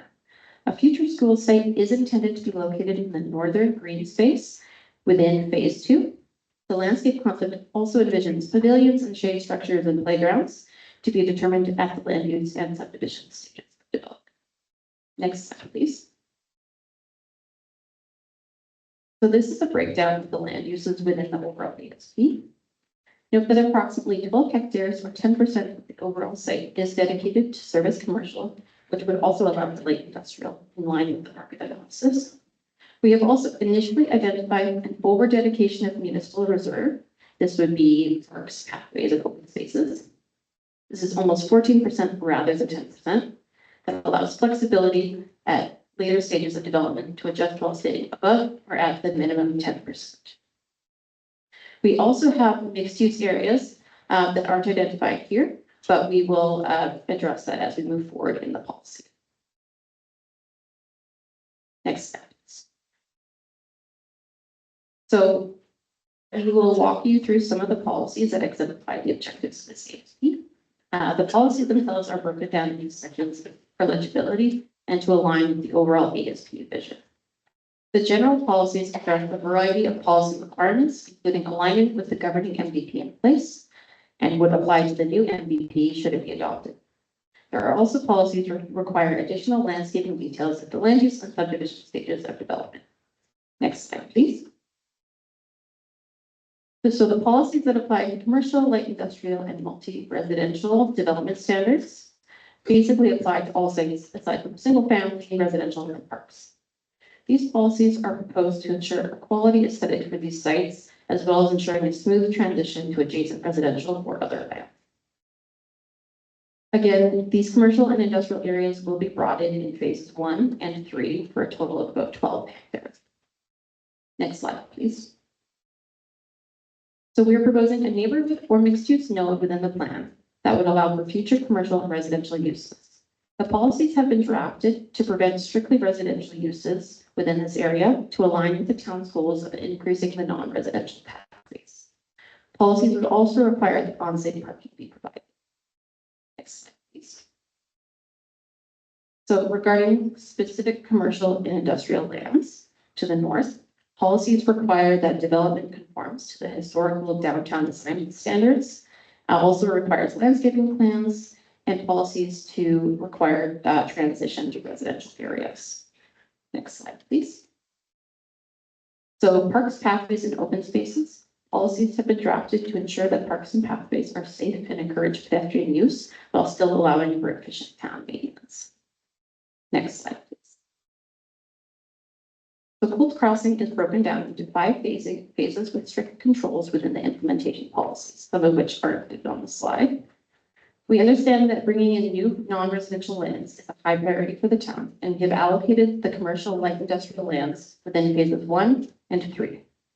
You can see that a variety of housing types are available in all phases, as well as green spaces within each phase.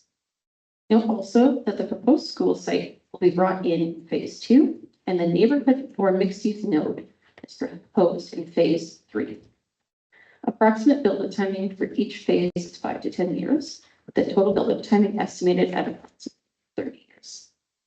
It was noted in the public submissions that whether or not Fourth Ave would be built, we would like to clarify that Fourth Ave will be built in phase one, but it will not connect entirely through until phase three. Next slide, please. So regarding transportation, a traffic impact assessment has been completed to support the ASP.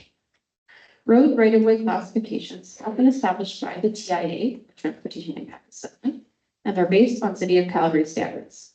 Roads within and around the Colts Crossing community are effective to accommodate the current and anticipated traffic flows with minor signalization upgrades required. In later stages of the development of the Colts Crossing community, monitoring is recommended as volumes increase to determine if Highway 7 is a candidate for twinning and to determine when reclassification of Highway 7 west of 6th Street from an urban primary collector or arterial would be required. Policies have been included within the implementation section that require additional transportation studies and drawings to be prepared at later stages of development, including at each land use application and each subdivision application for each phase. I just wanted to note, in addition to what administration mentioned on the long stretch of road, it is also adjacent to two large proposed green spaces, which would encourage traffic calming and would likely have reduced speeds. Next slide, please. A preliminary servicing strategy has been completed for the Colts Crossing community. The phase one servicing strategy is based on the maximum estimated population. Phase two will be the logical next step beyond phase one, as both sewage and stormwater management systems have been accounted for in the sizing of downstream support infrastructure in phase one. The implementation of phases 3 to 5 is governed by stormwater management, and as such, community expansion will commence in the northeast corner of the phase 3 to 5 area and extend south as market conditions support infrastructure capacities permit. Policies have been included within the implementation section that require additional servicing studies and drawings to be prepared at later stages of development. Again, at land use subdivision stage for each phase. Next slide, please. So should council choose to adopt the ASP today, there are still many steps and technical reports required before each phase could be developed. This has been captured in section 6 implementation and Appendix C, which identifies typical requirements for land use amendment and subdivision applications. So you can see on the slide here that the different types of applications would be broken down by phase. So for phase 1, the first application would be for land use amendment. We have already submitted that application.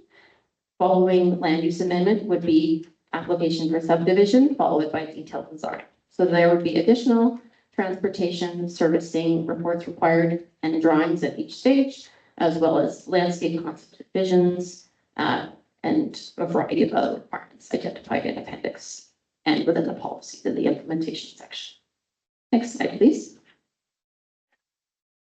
Regarding community engagement, as part of the terms of reference adopted by Black Diamond Council in 2021, an engagement strategy was agreed upon. In early 2022, the engagement plan was revised to include varying levels of engagement with the project that the town and stakeholders could participate in. These included an online survey and a key stakeholder meeting and visioning session. The survey was advertised on the project website, on site, the Western Wheel, and in the e-newsletter okotoksday.ca. The link to the survey was also shared on the project website and on local Facebook pages. 309 survey responses were received. The initial concept plan was shared and discussed with stakeholders through a virtual meeting on June 21st, 2022, to provide an interactive platform for visioning and idea sharing. On November 28th, we presented the revised concept to the public at an in-person open house right here at this location. And the What We Heard report has been updated regularly and posted to the website. It provides survey responses and open house comments in the appendices. The web page has been updated regularly as the project has progressed. The web page has a contact option where people can submit questions and comments. It also has a mailing list sign up. We sent out an email update to everyone on the mailing list last week, informing them of the public hearing and providing them with information on how to participate. We have responded to every question and comment we have received via email or phone. Next slide, please. So, engagement themes. Public engagement indicated that residents appreciate the current character of Diamond Valley as a peaceful small town with strong ties to the surrounding environment. The Colts Crossing Community Vision focuses on preserving the legacy of craftsmanship, rich history, and distinct small town ambiance of Diamond Valley.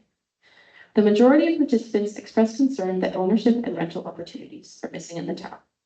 The overall plan area is comprehensively planned to provide a diversity of housing types to suit different age groups, household compositions, and income levels.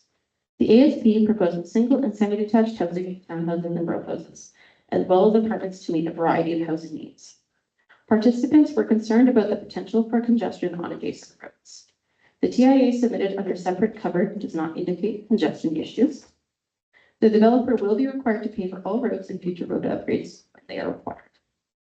The majority of participants also indicated the need for more employment opportunities.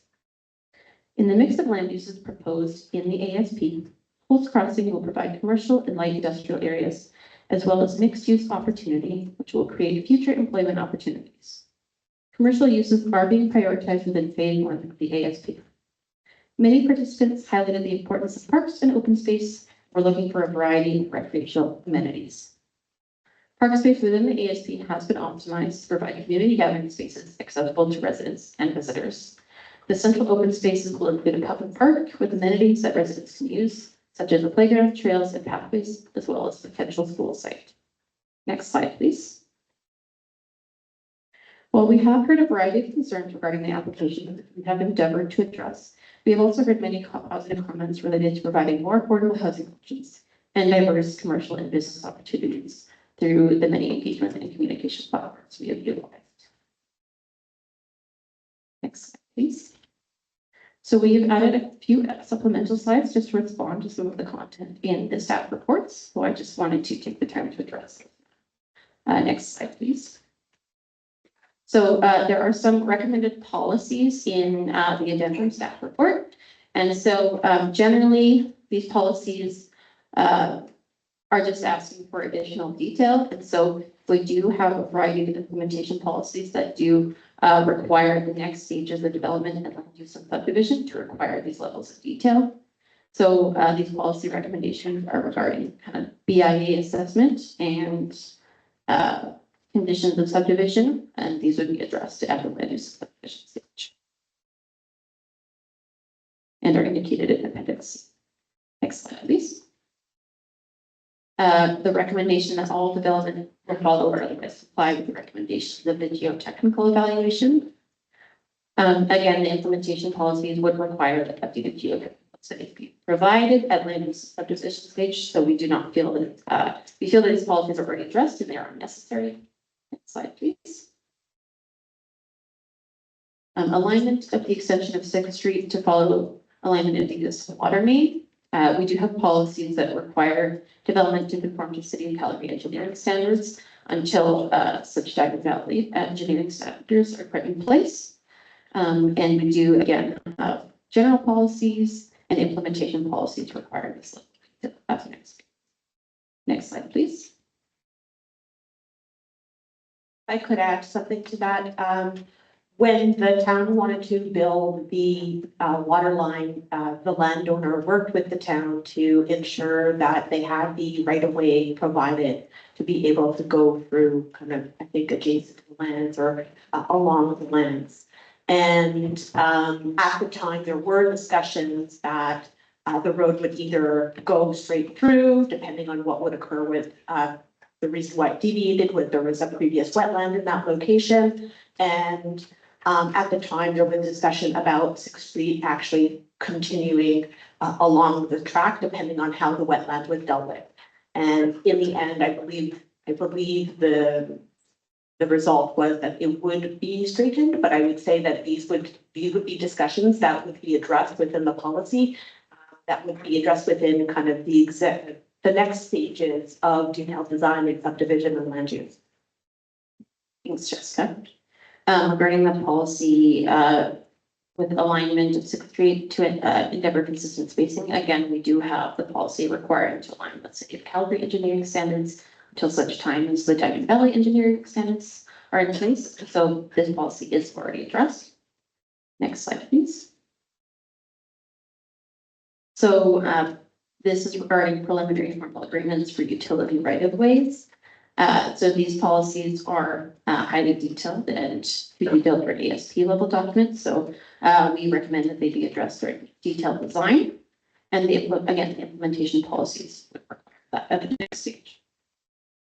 So I believe this, this particular comment or policy is in response to some of the stormwater solutions that are identified within the stormwater report.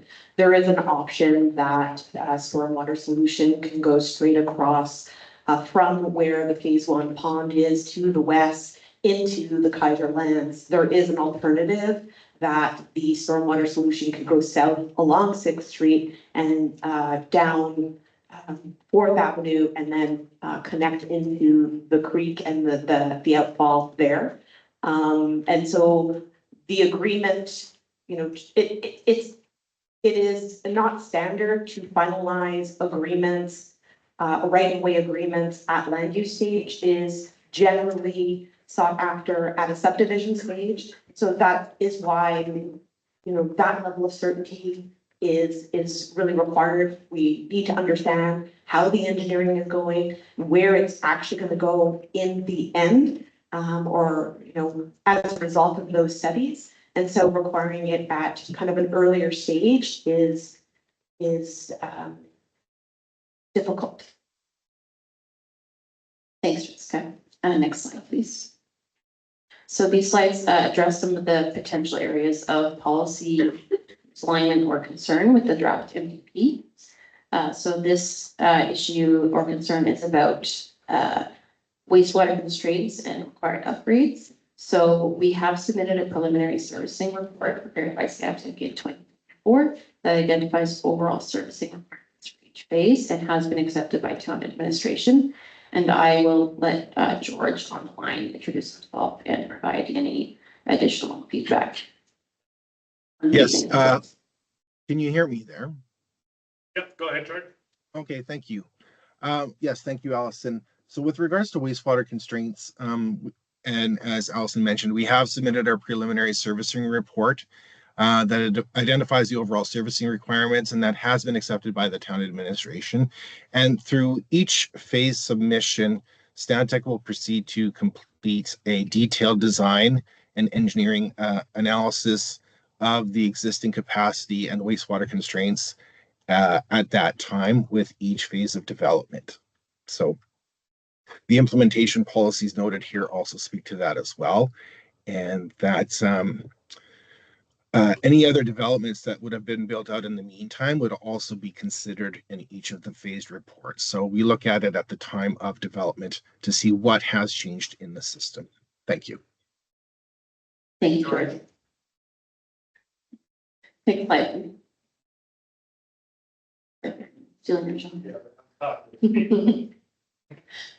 The next area of policy alignment or concern is addressing what the draft MDP considers a reasonable pace.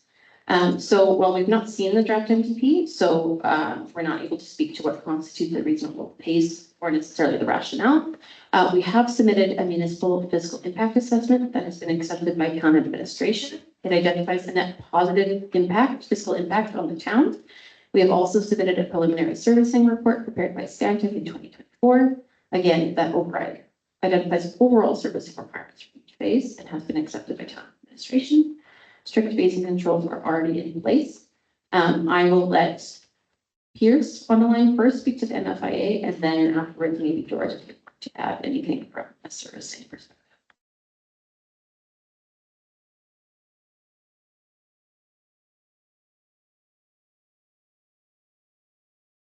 Folks, are you able to hear me? This is Pierce.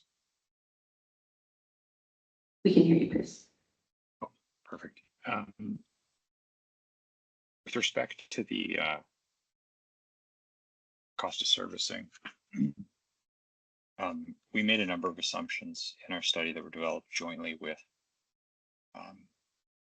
administration regarding the setting of utility rates on a cost recovery basis, as well as the indexing of maintenance expenditures to things like additional road kilometers in the development, in order to account for the growth targets that are being referenced here.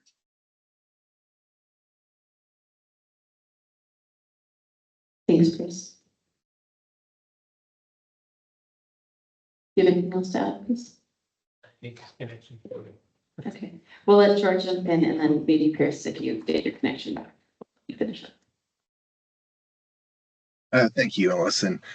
Just with regards to the service, can you hear me okay? Yes. Oh, okay, perfect. Okay, just with regards to the preliminary servicing report, and the servicing requirements, the phasing may change slightly. I think that's been identified. The only thing I'd really add is that, depending on boundaries and market conditions and that type of thing, those phase boundaries may change from time to time. So there might be some adjustment as far as how much development may come on at any specific time. But other than that, the regards to phasing controls and the implementation policies that are noted here will really provide those opportunities for the town to guide how the policies will be implemented. Thank you.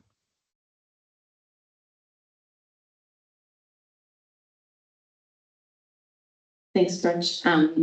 Pierce, thinking you have your connection back. I will leave it a minute here. Okay. Next slide, please.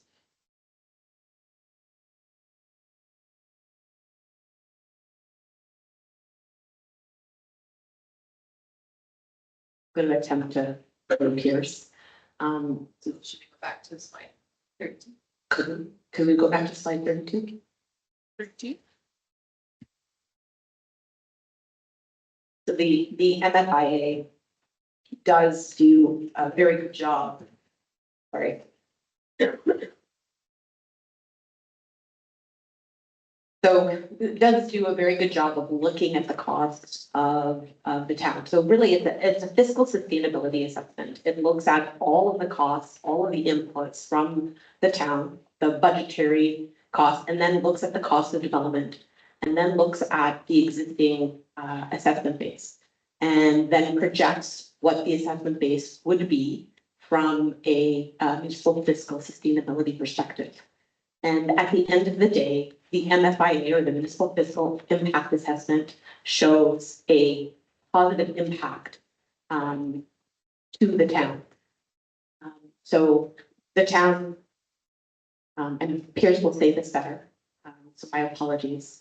The town could keep, so they would experience a net positive fiscal impact and still see rates, their mill rate can decrease. If they were to keep it at the same rate as today, they would see even more positive fiscal impact. And so when you look at the slides, and when probably Pierce is going to do this much better, but I have attempted to at least address the question. Excuse me, I'm sorry, Jessica, that was wonderful. My connection was being spotty. Can everyone hear me? I can hear you now, yes. I can hear you, Pierce. Okay, excellent. Apologies for the internet connection I'm stuck with here. Jessica did a fine job of summarizing our work. I just put a finer point on a couple of things. Conceptually, what a fiscal impact assessment does is it forecasts the future expenditures and revenues of the municipality with and without a particular project. And so we look at how a community might grow in the absence of the project that we're analyzing, in this case, Colts Crossing. And we ask ourselves what expenditures are necessary in order to support the community, and how might revenues grow as the assessment base builds out, based on what we know about plans in place and so on. And we simulate the municipal budgeting process every year. So we calculate a budget balancing mill rate in every year of our forecast. And if that mill rate goes down as compared to the prevailing mill rate when we start the study, we can conclude there's a positive fiscal impact on the municipal corporation because tax rates across all user groups have dropped. Conversely, if they were to rise over the forecast period, we would suggest there's an adverse or negative fiscal impact. We then do that same exercise with the project part of the calculations, and we compare them budget balancing mill rates with and without the project to see if the mill rates, when we have the project fully developed, are below what you would have in the base case. So conceptually, that's what's going on with the MFIA here. And we worked with administration to develop a number of assumptions with respect to how revenues and expenditures would change over time with and without the project. You know, we did things like talked about specific capital projects, the needs of certain departments to buy certain pieces of equipment. And we also made some general assumptions about indexing sort of key budget items to things like population growth or growth in the assessment base. So we worked quite closely with administration. And I'm very confident in the picture that we've painted of the municipality, thanks to their input. Thank you, Chris. So I believe now we're on slide 32, discussing limited water capacity and a concern that the draft ASP's water demand may challenge this limited water capacity. So we understand that the town of Diamond Valley has a fixed allotment of water under their existing water license. Our engineering team has reviewed the water capacity within the town's license and has identified that phase 1 of Post Crossing can be accommodated within this water license. However, at each phase of development, the future design engineers will be required to confirm with the town that there is capacity within the license. This would be required during a subdivision application for each phase and would be subject to the approval of the town. As we've accounted for ensuring capacity at each phase of development, an additional planner policy would be unnecessary at this stage. I'll give a minute for George to jump in if he wants to go on that. Thanks again, Allison. Yeah, similar to the sanitary sewer servicing, approval of the ASP means that each phase will require confirmation of water allocations, capacity, and infrastructure. And developments that are built out in the meantime would also have to be considered in each of the phasing reports. So, thank you. Thanks. On to slide 33 now. So this is regarding Greenfield versus infill focus and the potential concern that the draft ASP's Greenfield development contrasts with MVP's infill priority. So again, we've not seen the draft MVP, so we're not sure if no Greenfield is allowed or just encourages infill development. But again, even the city of Calgary cannot allow for more than 50% of their growth in inner city. I think Jessica wanted to go this further. So the city has a target of 50% inner city growth.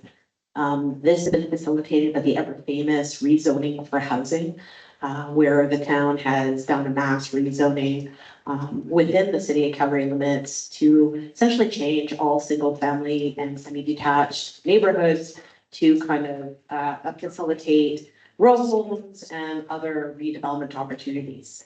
You know, I've heard, you know, through the engagement, loud and clear, that the town wants to be, maintain its character, wants to maintain the way that they see their small town today.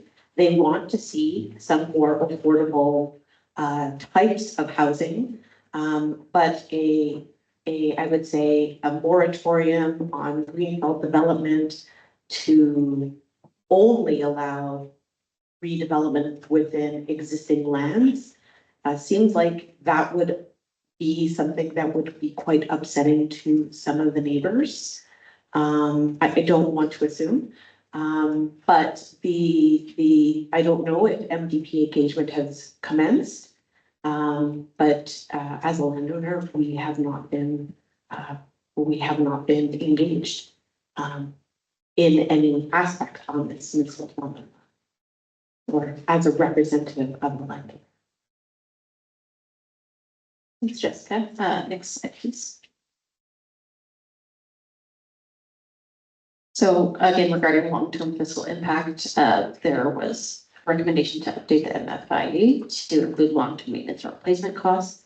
I believe that Pierce has addressed this quite a bit in the previous slide, although I will just give him an opportunity to speak to the long-term maintenance replacement costs versus anticipated tax revenue addressed in the MFIA or municipal fiscal impact. Thanks, Allison. So as I mentioned earlier, we arrived at the conclusion that at full build out, the ASP is expected to have a positive fiscal impact. And we developed a number of assumptions to support that conclusion. We developed some assumptions specifically to address the concern that's on the slide. This is a very thoughtful concern that's been raised. We don't want to be in a position where you buy a car and then you can't afford to, do the maintenance or put gas in it, right? And so we're mindful of those concerns when we do these studies, and we specifically indexed certain costs to reflect the need to maintain infrastructure over the long term. So we worked with admin to build in budget items related to the maintenance of roadways. We also come to understand that a number of the utilities are going to be moving towards a full cost recovery rate, which means that rate is going to finance future capital improvements and upgrades. And we also have a table of capital projects that are going to be debt that we assumed would be debt financed in the study. And as a safety measure, we keep the debenture payment associated with those projects sitting in the budget, even after it's been paid off, to sort of approximate ongoing expenditures associated with maintaining some of those projects. So we have taken steps to ensure that the long-term costs associated with some of this infrastructure is indeed reflected in the study. And so when we make the statement regarding a positive fiscal impact, we have accounted for that. Thank you. Okay, thank you, Chris. Next slide, please. So I believe we've heard a variety of questions and comments from the public speakers today. And so I am just going to pass it over to Justin to walk through some of those items that we've noted down. Okay, I want to thank everybody for coming out tonight. I know that it's not, let's say, what you would want to do, coming up to a public hearing and having to talk about your comments and concerns. I think you might rather be enjoying your homes or enjoying your neighbors. And so I really thank you for coming out and really do appreciate the commentary you provided. I'm going to go by commentary and try to be as thematic as possible. There were comments from Mr. Thompson wanting to make sure that garbage did not travel to the east during construction. As part of our development, should we be able to proceed, there's a requirement for a construction management plan that does manage for offsite impacts, dust, garbage, and noise. We will be required to comply with the town bylaw with regards to dust mitigation, erosion control, and noise. And we will be required to do that.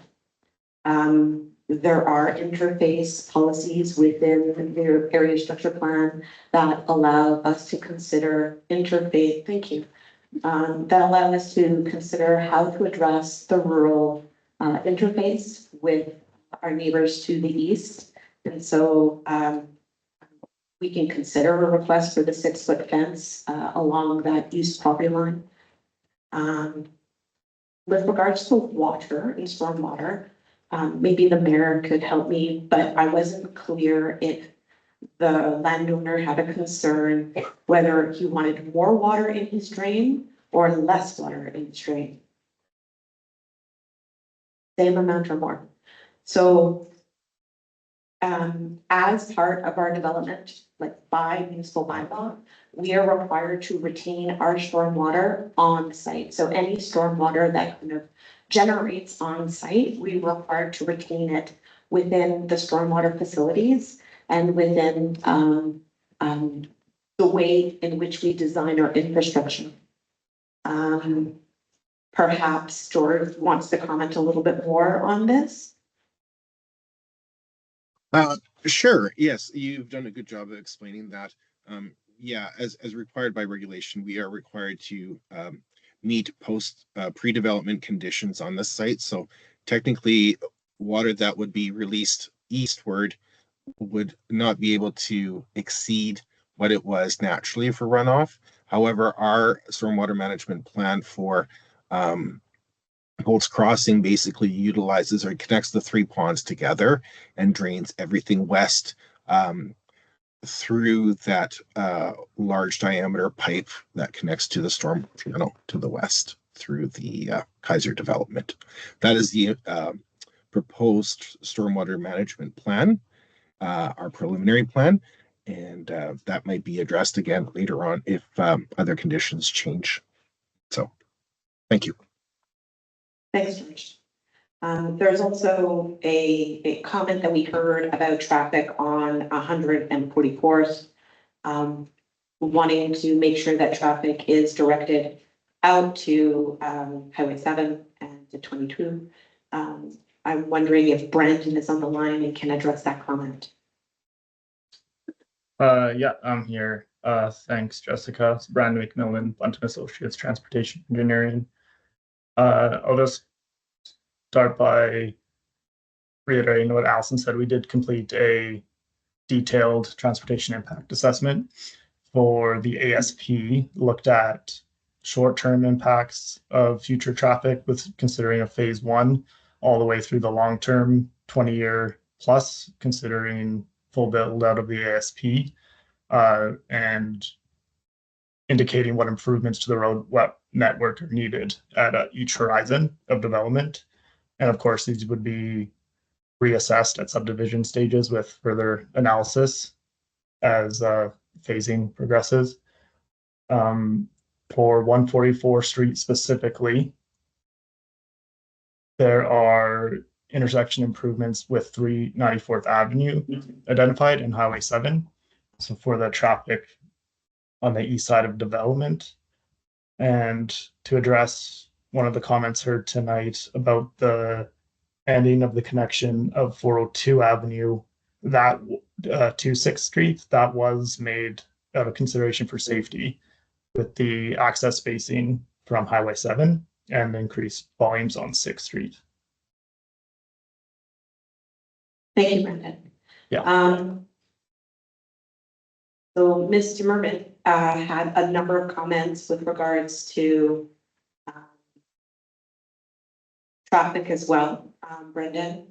So traffic on 4th Avenue and speeding within her neighborhood and an existing neighborhood along 4th Avenue. Safety concerns along 4th Avenue as it builds out. I would say I'm going to comment first on kind of the existing neighborhood. It's difficult for a new development to address traffic concerns within an existing neighborhood. Those are things that are enforcement issues or design issues with regards to a street. When we get to detailed design on our roads within 4th Avenue, along the collector, which maybe we could go to the transportation slide, which is slide 18. Slide 18. I'm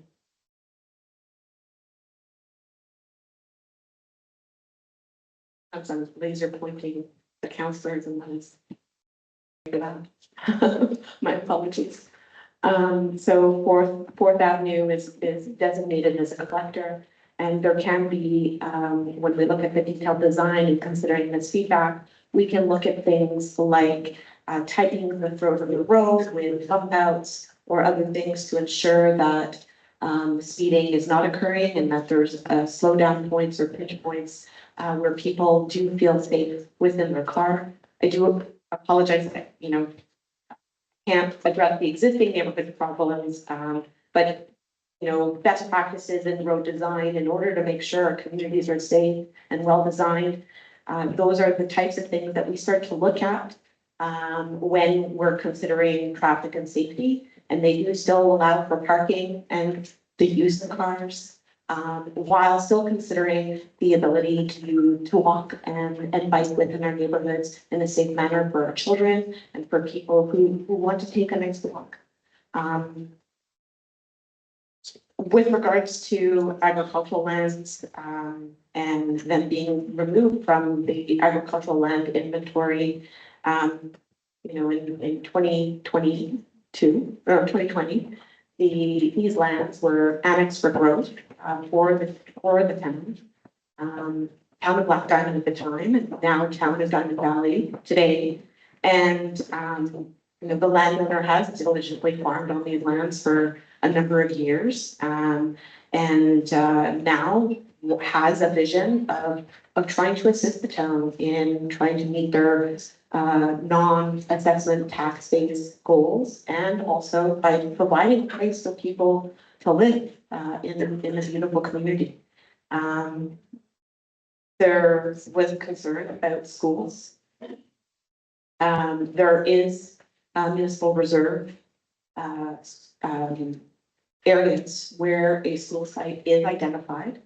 There were also concerns about facilities.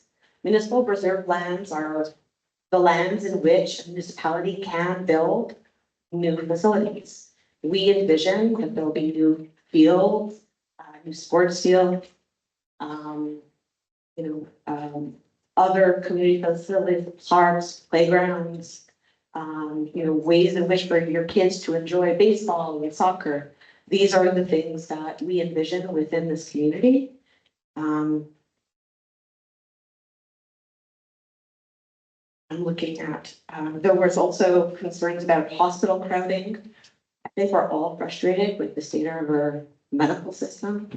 I can't address hospital crowding, but I recognize it as a concern. I agree with, I'm experiencing the same thing in my own neighborhood, so I acknowledge that concern. There have been some tax increases. I think Pierce has done a really good job at addressing the concern about tax increases and how this development will affect overall mill rate in the town. And this development that we're proposing today is fiscally sustainable for the town and is a positive net benefit. I'm going on to Ms. Daugherty's comments. A size and scale of the town and about kind of the slow growth and community character comments. This area structure plan will not develop overnight. It will grow slowly over time in multiple phases. And the people that will live in this community want to be part of your community. They want to be your neighbors. And I would like to see this community be, welcomed into Diamond Valley if it were to have the privilege of being approved. There's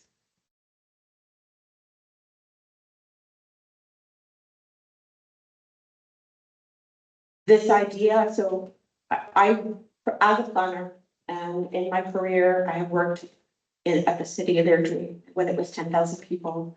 I worked at, big cities. I've worked in small towns, and I have seen the effects of what different policies do to municipalities.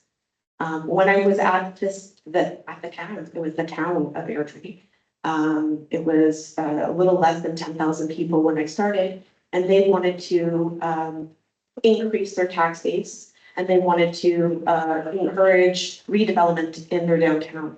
And they developed an area redevelopment plan, which facilitates redevelopment through policy in the area redevelopment format.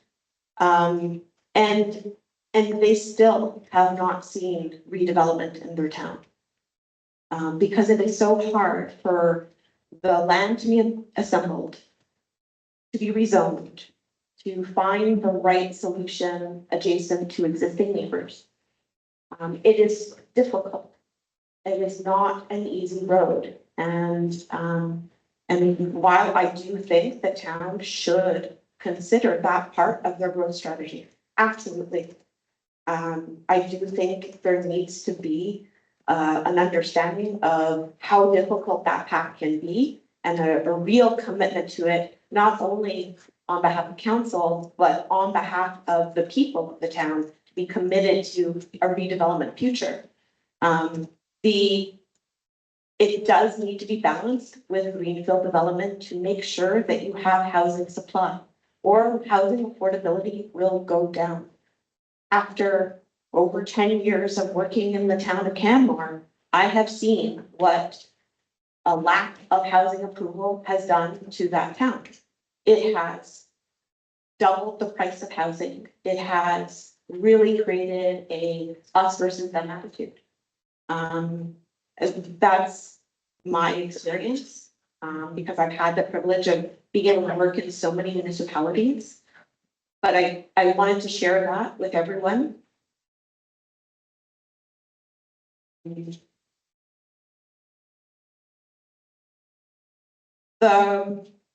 There's some comments about the Kaiser ASC lands. To date, the landowner hasn't had the ability to move those lands forward. This landowner has the ability and the means to move the development forward. There are a number of multifamily or multi-residential housing sites that have had difficulty in coming to market. And the mix of housing isn't at a scale that we, that is maybe as needed or in demand within the town of Diamond Valley. So I'm not sure if it's the fact that the landowner hasn't been able to make it come to market, or if it's the type of housing on the land.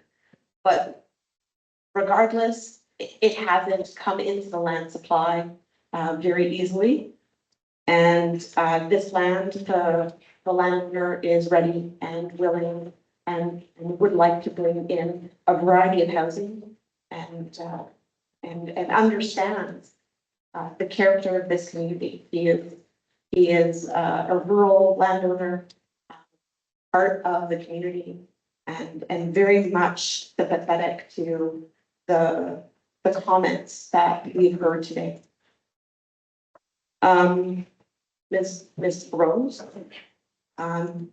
again, I think some of your comments about, not being able to sign up and have your kids participate within swimming lessons and all of those things, I think those are items that, the additional parks and open space can facilitate. It gives an opportunity for the town to work collaboratively with the landowner to address facilities and other town needs within these MR lands. I would, sorry, municipal reserve lands, not supposed to. Sorry, I'm a little nervous as well, so.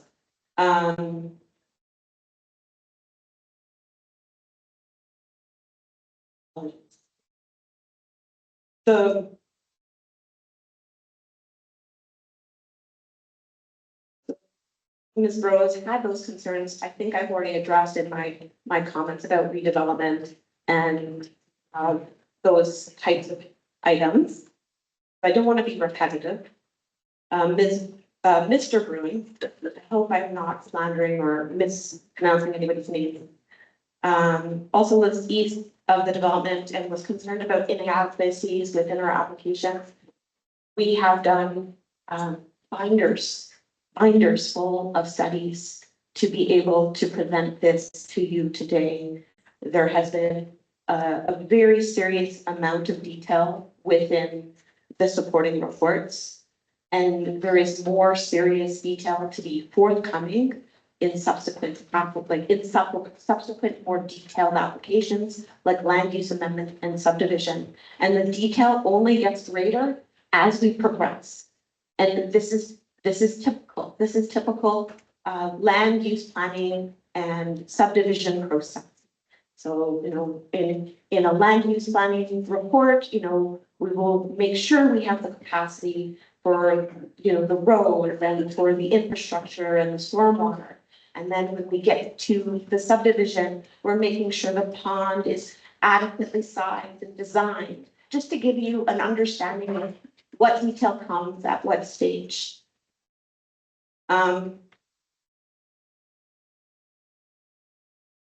I believe I've addressed safety and the development of roads. If I haven't, please feel free to ask further questions. The apartments along 144th Street. As the town stated, there's a limit of height due to the fire apparatus. There was a desire to see kind of a community node where people can come together, maybe have a little bit of a coffee.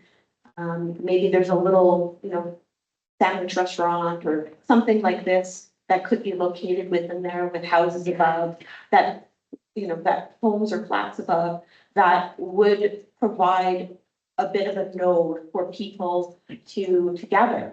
This is close to the school. This is close to, along the collector.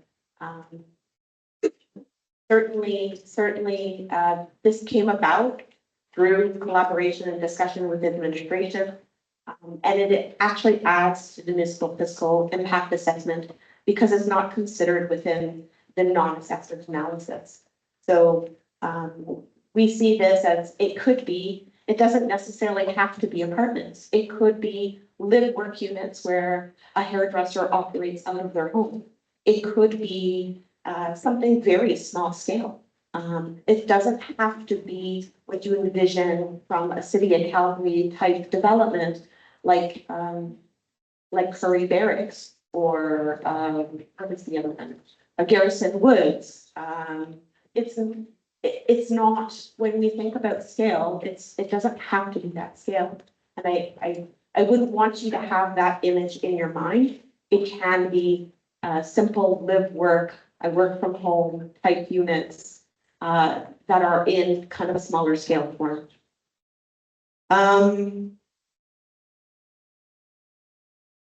I'm going to go to Brendan to talk about traffic lights on Highway 7. There were some questions about when would traffic lights be triggered and would there be a traffic light on Highway 7? And I'm assuming this is at the intersection of 6th Street and at 7, Highway 7, sorry. Yeah, Highway 7 and 6th Street, based on the ASP Transportation Impact Assessment, the timing for improvement without signalization, so left and right turn lanes off the highway on 7th or Highway 7, sorry. That's with phase 1. And then a signal being required is shortly thereafter between phase 1 and phase 2. That's just on a timeline basis. And again, to be repetitive, that's assessed again at phase 1 subdivision. Say if traffic on Highway 7 grows in the meantime and now a light is needed for signal at 6th Street and Highway 7 with just phase 1, that's something that's going to be looked at. Thank you, Brendan. Ms. Millet, you had concerns about infrastructure, water and traffic. I believe some of those have already been concerned, addressed. You had comments about our community engagement. We had the communication can always be improved, and we take your feedback. Thank you for that. We have kept the communication open. Hope to keep the communication open. It's difficult for us, we did put a sign on site. We did do certain things to advertise our open houses, to advertise a survey, to try to get the feedback. And we'll learn. I can't fix my past, but I can learn and apply the learning to the future. And but we did keep the communication open, and we did respond to every single email we received, and we did respond and update the website frequently, and really tried to make sure that we provided that communication, and tried to provide the information in a timely manner. We did have a sign up for a MailChimp sign up, which is a service that helps us collect email addresses of people who want to stay informed. And so we did try to provide updates when we were able to provide them and when we had something to update on. Because of the Canmore and Cochrane comments, I did kind of relay a story about Canmore, my experience in Canmore. So, we are concerned about affordability, and which is why We are trying to provide a variety of housing sizes and types and forms for a variety of different households. So those who are in the community can age in place. Those who want to become part of new neighbors in our community can be welcomed into it and can have attainable homes within it. At present day, there is no, I would say, non-market affordability plan for the development. That's normally done by kind of housing providers and through subsidy with the government. But we are planning attainable housing that can be offered to kind of all stages of the market. I think I've done most of the comments. Thank you. Thank you for the comments and thank you for the opportunity to address it. All right, thank you very much. Council, do you have any questions for clarification for the applicant as presented? We'll go further again. Next, I'll stand up to face there. Thank you, ladies, for taking the time to come tonight.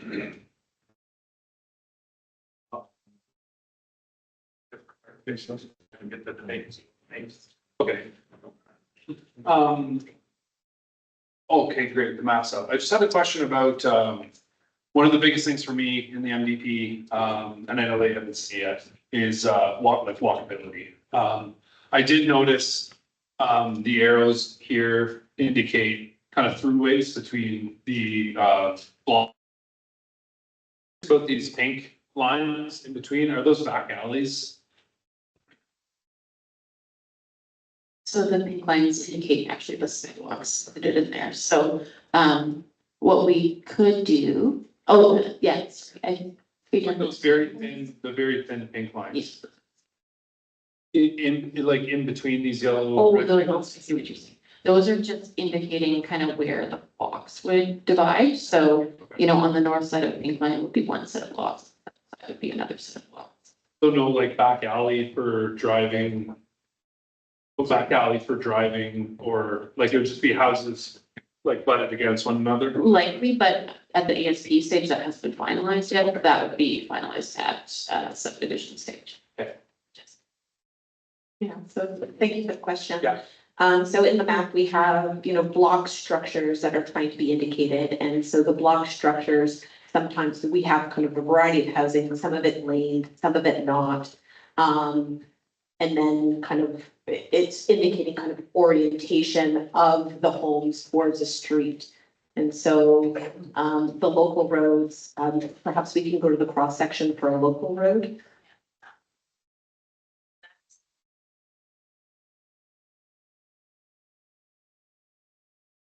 .48.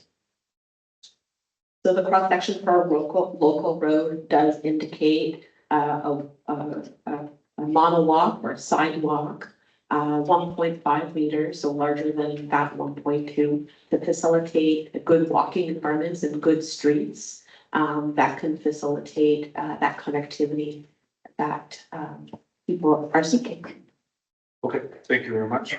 I guess my, you know, part of, you know, maintaining the culture of the community is the ability to walk around. And we are fortunate in communities like Riverwood, Willow Ridge, where we're able to not have to walk on the sidewalk, if you will, especially when on-street parking is a big deal. Doesn't necessarily feel like you're going for a walk when you're nudged between someone's front lawn and a bunch of vehicles that don't have anywhere to park if there's no driveways. So I just want some clarity on that, so I appreciate it. Thank you. Okay, excellent. Councilor Holiday, go to Hazel.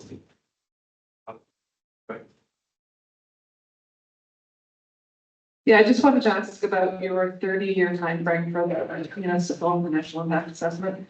Why only 30 years versus 50? You know, that roads are, you know, resurfaced after 30 maybe, and water, you know, 50 or 60, and sewer 75, you know, ballpark. So if your calculations are based on the first cheap 30 years, how do we know, long-term, what the impact is going to be?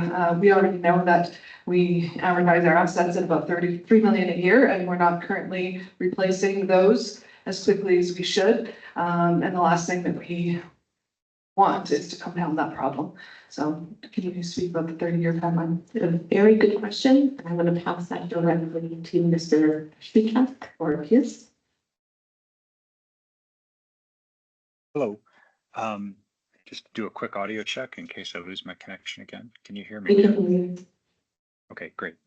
A 30-year time horizon for FIAs is quite typical, particularly in Alberta. It becomes exceedingly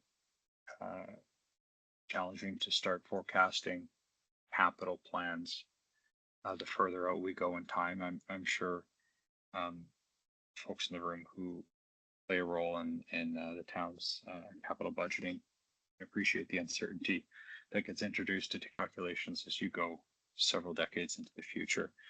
The 30-year horizon captures, as you say, the first part of an asset's life, which can be cheap, but we have also indexed a lot of the maintenance costs associated with that infrastructure throughout the period. So we're starting to grow the need for money to support infrastructure at the outset when those roads are built, as an example. We don't wait to pull that trigger until the 30-year mark when those roads might need some sort of major rehabilitation. We are capturing the fact that you will need to spend money on these assets, and we build that in at the outset, which is likely an overstatement of costs up front, but it makes sure that it's a way of ensuring that the costs are in there and that we're being as transparent as we can in terms of how we've escalated the expenditure side of the budget. So as an example, we have maintenance costs on roads almost immediately. Well, I hope we get more than a year out of a road before we have to spend some money on it, right? But we've made some conservative assumptions in that regard. When we look at some of the deeper utilities, the assumption that the study is based on that there's a shift towards a full cost recovery rate means that every month when people are paying their bills, part of the rate that they're paying goes to pay for the marginal cost of, let's say, water, and part of their bill gets set aside in a reserve account to pay for future capital replacement and renewal. So that assumption, as an example, also has the effect of ensuring that we've captured the future cost of infrastructure in the study.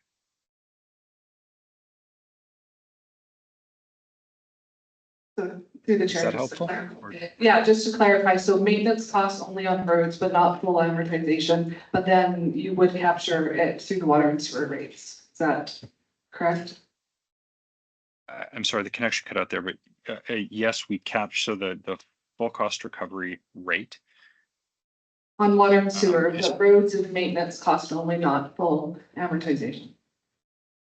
Or full The road and replacement maintenance cost. cost, so we've assumed a $50,000 per kilometer per year for road maintenance from the outset in the study. Pierce, can you clarify that it also assumes the replacement cost or kind of the refurbishment?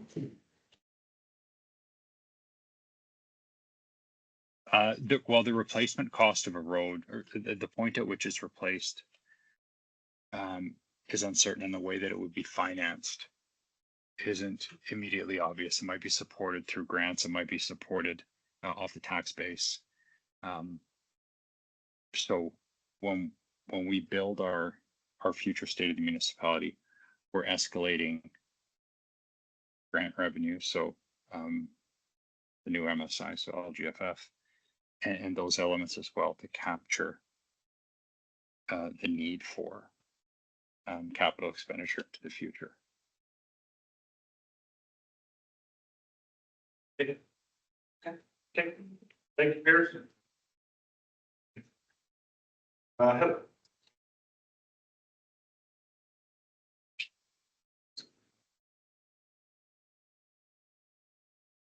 I'd also like to thank everyone for coming, and I share a lot of the same concerns as everyone. Thank you for sharing.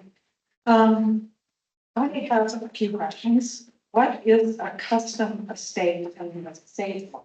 Because they seem to line up along 144th Avenue, which when I look at it, it seems to give a bit of a buffer to the ag lands studies. What are those? Through the chair. The estate lots are kind of larger, single family lot development, and it is intended to provide a transition to the rural lands to the east and to the country residential to the southeast. Okay, good. Then, where would the width of roads come into play? During the ASP portion or the subdivision portion? My concern is comparing to the city of Calgary standards and what we faced in previous subdivisions in Turner Valley here, when the roads were built to city of Calgary standards and it's single lane traffic when people are on the roads. So, and it does give a bit of concern for our trucks and our garbage trucks, et cetera. For that, I just need to know when that would come into play with the roads. So at this stage, we're proposing certain cross sections. The cross sections are still conceptual at this time. When we go into the subdivision stage, we look at actually designating that road right of way width and designating the public road right of way. And at that time, it becomes that width. Because I'm not real keen on letting city of Calgary to maintain that small town feel. And this to me seems like it's going to be kind of just that community. And you can't do that. You've got to bring it into this. So that's what I've got concerns about the city of Calgary standards. It's kind of our that. Yes. I understood, and I was just going to build on that. Well, the ASP considers city of Calgary's right of ways right now. Like Jessica said, there is flexibility to discuss further if there are issues and concerns with certain roads. I would also say, I just lost my train of thought. We do have a few policies within the ASP that state that until such time as Diamond Valley standards are put in place, the city of Calgary standards will be followed, acknowledging that there will be future standards that are specific to Diamond Valley. And so there will be no need to amend the ASP should it be adopted if Diamond Valley adopts their own types of engineering standards, et cetera, that are specific to Diamond Valley. One more question. Two more questions, actually. How does the residential and non-residential MFI tax mill rate impact graphs? How come they're both exactly the same? I'm going to defer, call a friend. I'm gonna call a friend, his name is Pierce from Nichols. Hi there. I only caught the tail end of that question. Could you please repeat it? How come on the MFI or the tax mill rate graphs that you've got in your report, the residential and non-residential are exactly the same? I believe that's a it's good question. live. Yeah, that's a very Why astute haven't- question. So, for folks who might have the study in front of them, I believe you're referencing the projected mill rates. Yeah. Figure 6.2 and 6.3 toward the end of the report, and you're asking why the shape of those curves is largely the same. Exactly the same. Yeah. So if you go up into section 5.2.3, I believe, of the report, there's a brief discussion of why these curves are highly similar preceding the graphs. And what's happening is there's a lot of capital projects that, and we identify them, I believe, in 5.3, pardon me, 5.2.5, There are large capital projects that are coming online in the base case, so in the without Colts Crossing scenario, that are shaping the mill rate path. And so when we layer on the Colts Crossing impacts, you're seeing increased financial capacity on top of those expenditures that are baked into the base case. So some of the examples are, if you were to look at table 5.8, you can see some expenditures related to fire and municipal enforcement. And my understanding is that administration indicated that these capital expenditures are necessary regardless of whether or not the project moves forward. So you're going to see those kind of stepwise movements in the financial model we've built. You'll see those stepwise movements in the without project case, because you have expenditures like these driving them. Yeah, that's quite confusing because currently this community is facing a $40 million deficit in aging infrastructure. So, you know, like we have to take that into consideration as well. Anyway, just some clarification, when it comes time to move forward with the grades on that one. Sorry, I could just quickly add to that. You can see the shapes of those two graphs are the same, but if you look at the y-axis, the residential and non-residential mill rates, the actual numbers and rates are different. So while they're the same shape, they are different rates. Realize it's hard to see on that slide, but it is in the actual report. Okay, thank you. Oh, I'm sorry, I misunderstood the question. Were you asking if residential and non-res were the same rate, or if the curve had the same shape? Well, the curves have the same shape, and it's hard to read the rest of it. It's not my error on that, but it seems still a little weird that they be the same shape, even though it's a different mill rate. So anyway, it's confusing.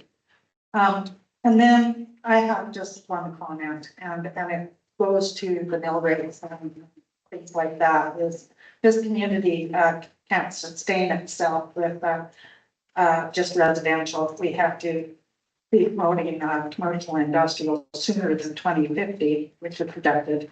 When we think about 75% of our adult population leaves town every day to go to work.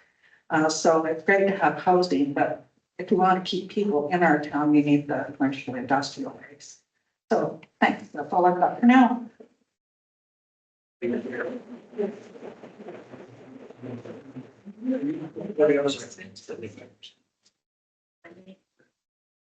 All right, any other council question? Nope, okay, I'll keep that.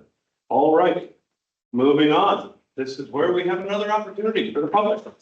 Does anyone wish to speak in favor of the bylaw and wish to address any new information that you've heard? Sure. Go ahead. Name, address? Yeah, Gary Stevia, live on Dodger Crescent. I don't think I'm enough convinced in being paid for it, because looking on that map, Fourth is tying into a major thoroughfare. Until that school is built, where are all these kids going to go to school? Fastest way to get to school is straight down Fourth. You got to cross government. Where's all that going to cost? Who's going to cover all the costs to change all those roads or put lights up there or anything? It's just adding cost to what it's going to cost us down. And it is a major factor. And there's a playground there every weekend. That playground, and you can barely get by. There's cars parked on both sides. That is used for baseball, soccer. It's constantly in use, and that's going to create a major problem. It's always going to get hurt. You got a major thoroughfare going through there, and like I said, if you look at their map, that main artery going through the subdivisions, talking right in the forest. And it's going to cause problems, and someone's going to get killed. But just so we're clear, you're not in favor. I'm in favor.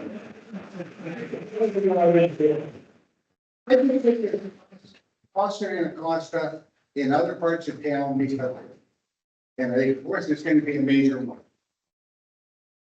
Okay? Noted, sir. Thank you. All right. Thank you, Gary. Okay, I'm guessing no one's in favor. Gary jumped up on that. So I'll just go through the opposed again. So again, this is an opportunity. I don't want to hear the exact same thing you said the first time. This is an opportunity to address any new information that you've heard. Say you've had the town presentation, then you've got the developer presentation, you've got comments from council. Anybody wishing to speak? Sure, come on up. Oh, and I just got your name again, this right. Got that one, Bernard? Starting with Gary, because I'm running out of space. All right, floor is yours. My name is Tammy Kramer and I'm also on Diamond Crescent. So we back directly on, we're actually on Fourth Avenue here and we would be at the corner of Sixth Street.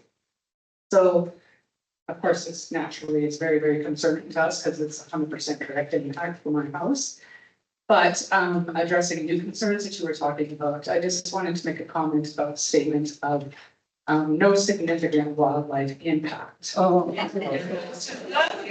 I have to say that we back directly on this fact. There is nothing behind me. And we sit out on our back deck every day, and I would have to say that the coyotes that are out there hunting that we on a regular basis would disagree with you. The deer that graze out there, the numerous wild birds, the geese that lay their eggs in the wetlands, the frogs that we hear all the time, the hawks that are consistently hunting out there, the foxes that we see running around, the owl that sits on the lamppost. All of these animals, I think, would disagree with you when you say there is no significant wildlife. And to say that you're nonchalantly considering taking 300 acres of land of our surrounding community and filling it with a Calgary community. My career has been in exposure to development plans. And I can tell from the congestion of this development plan, this is 100% a Calgary community that's going in here. And if you are just planning on having the architectural controls look like a small town, the community, in my opinion, will not look like a small town at all. That's all.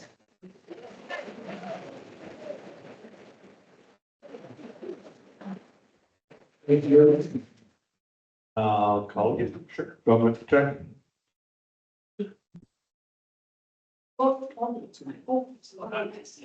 Is there another Jackie? Well, do we do the age before beauty? I mean, the beauty. We're gonna go close this too.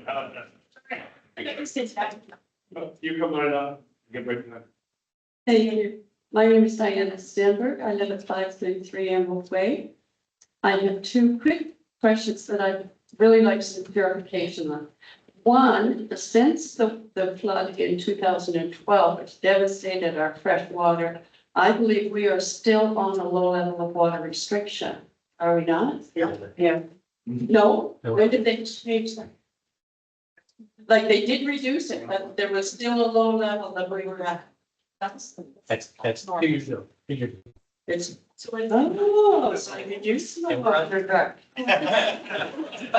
Good answer. Thank you. And second question, during the early portion of this young lady's presentation, she mentioned that they want to develop an industrial area there on the north side. And to accommodate that industrial area, they require a residential development. And so is this really a push by residential to push industrial? So it's really not about the town, it's about industrial. And they have done such detailed work on this beautiful residential area, all encompassing what industry is it that wants to go into Black Diamond besides just light industry. You must have some people who are interested. Well, we're not supposed to debate and answer questions point blank, but that's all market question. So we don't know who's, you land zone it and then businesses come. And if they can put the investment into it, they put the investment in. It's not like we can say, oh, this is gonna be an OK tire and this is gonna be a Starbucks. The land use says business or commercial or industrial, and then those industries come next. I'm gonna have Cindy answer your first question. we did remove the restrictions related to the flood a couple of years ago. We do keep a low level, so there are watering days, but that is just a standard base, and that's more to do with making it easier on our water treatment capacity, that we're not all trying to water our lawns at the same time. So it can sustain, another large development. We'll debate that when we get to the council, time to debate. This is our time to hear from you, and you'll hear from us for sure. Okay. But if we don't know what industry is coming, why do we know that we need residential? What size? Have to have a blend of both, like any community. Right now, you look at our community, we're about, I think 90-10, your worship. 90% residential, 10% commercial. A healthy community is 65 residential, 35 commercial, and that's going to offset your taxes and lower your personal taxes because the businesses are paying. But again, that's the debate portion, so thank you for your question. Okay. Excellent. Jack?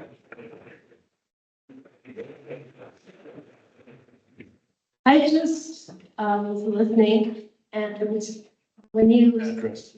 address. Jackie Carson. Jackie Cassidy. Yeah, 331 Little Ridge Manor. And so I was listening to it and it seems like the developer has done an awful lot of work talking about binders and binders full. And yet there's a huge disconnect to what's happened in the town or what isn't happening in the town as far as their MVP. So I feel bad for the developer because they're doing all this heavy lifting. Everything was talked about Calgary, about other towns, because they sure haven't got a good picture of what's happening in this town. And that kind of was disturbing for me. And also talking about the historical, historical design. What historical design that she mentioned, because DQ went in, we've got different things happening. So I don't know that there is a historical plan. I don't know. That's kind of the things that jumped out at me. Excellent, thank you.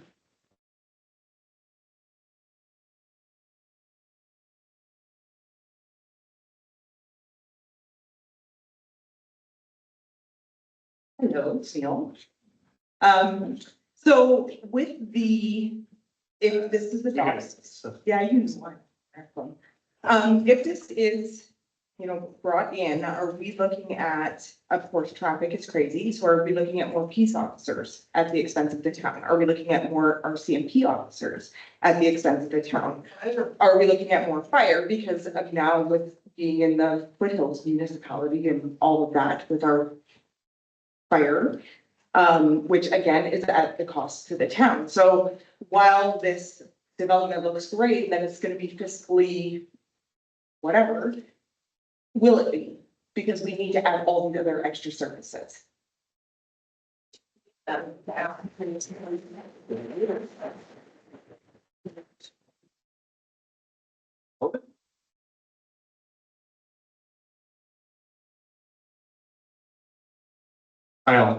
Logan Cyber, 42 Riverwood Place.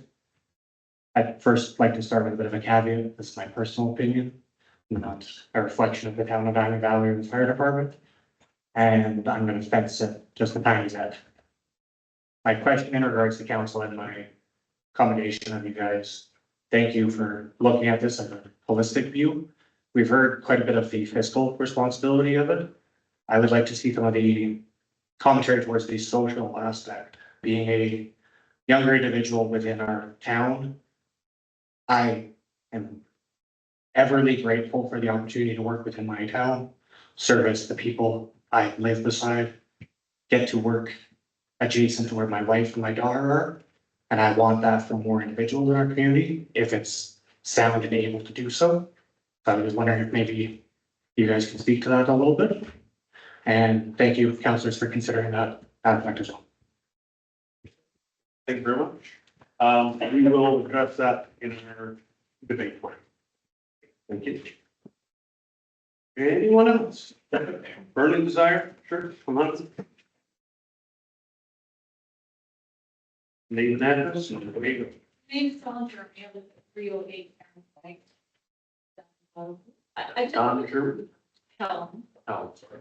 and I just have a question because I don't have the answer. And that is, if you were to be,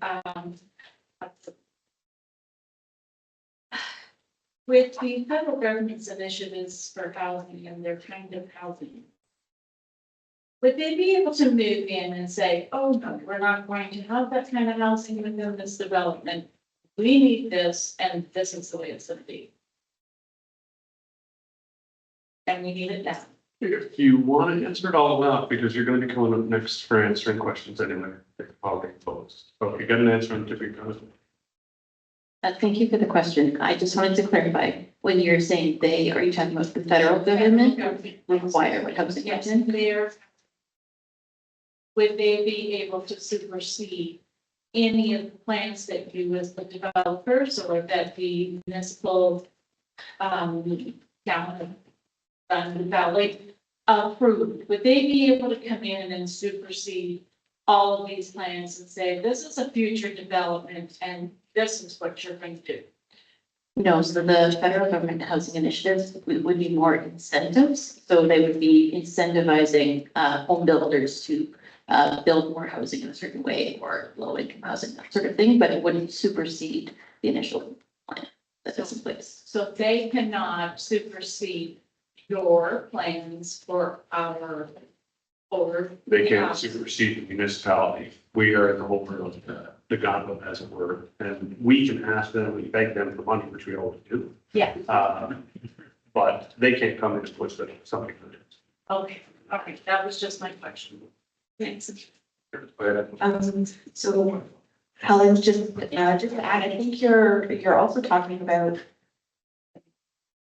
Mr. Carney's playbook on housing, where he wants to work with NLC to generate pre-approved plans on lot designs.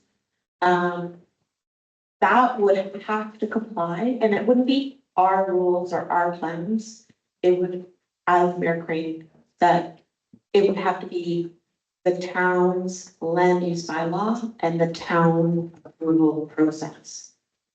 And that would trump it would be highly irregular for the federal government to come in and say to the provincial government, who has, the provincial government creates the municipalities, and municipalities are a creature of the province. So it'd be very, very unorthodox for for the federal government to say, now you're gonna build this. No. Well, I'm not saying. We're not paying. Okay. Yeah, no, and that's great, and I hope you got your answer. Yeah. Perfect. Thanks. Anyone else wishing to speak on any of the new information you heard? You've already spoken. Sorry, I meant to ask, what kind of insurance is the town given by a development as far as once they break ground, if they go into receivership, they can't fund it, they slow down the progress of that development? Is there money on the line that they have to pay to the town? Lots of securities. Kim, you want to get that? Okay.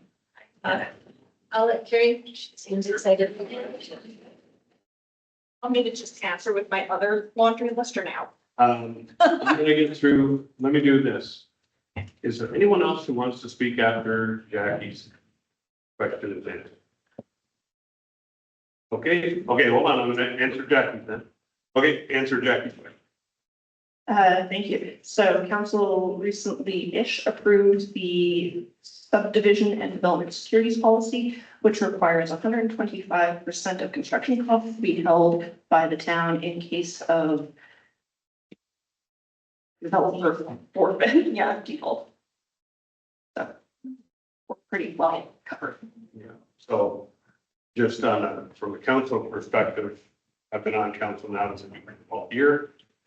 The policies that were in place when it started were extremely low, not even close. So this council took major initiative and pushed that envelope up to those levels of 125%, so that we will never be held hostage again by developers. So. Sure. Well, give us a round of applause on that one.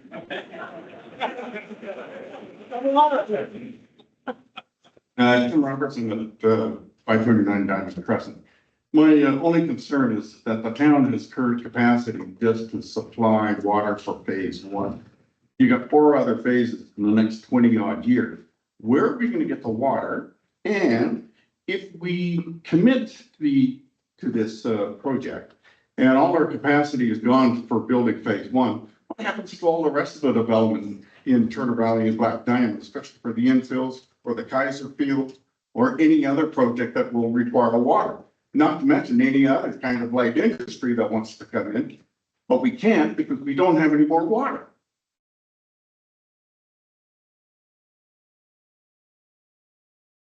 Want to get that? Yep.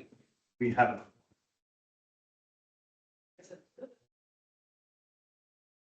I'm going to provide this to the engineer to answer the question. George, would you like to take this question? Yeah, sure. Thank you very much for the question. As I understand, the current water allocation that the town has is only at about 55% of its total allocation. This development will account for another 33% or 35% of it. So there's still a significant amount of allocation remaining for other development or future development.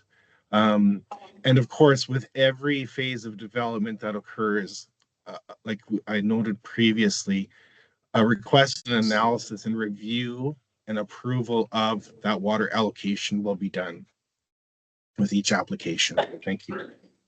Thank you, George. Sure, but something new.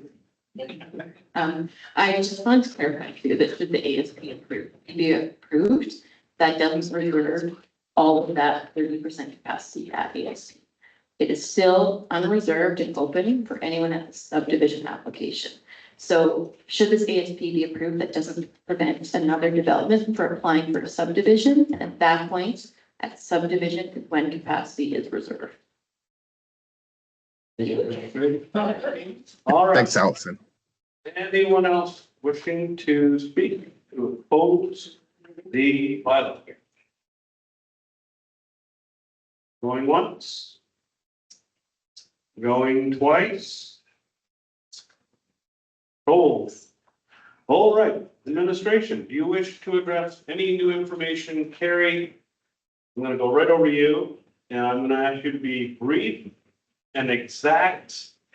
And I won't say fast because I want you to be thorough, but no side.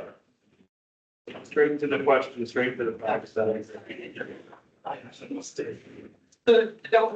yeah, if you need to go to the bathroom, all this. Brevity is my middle name.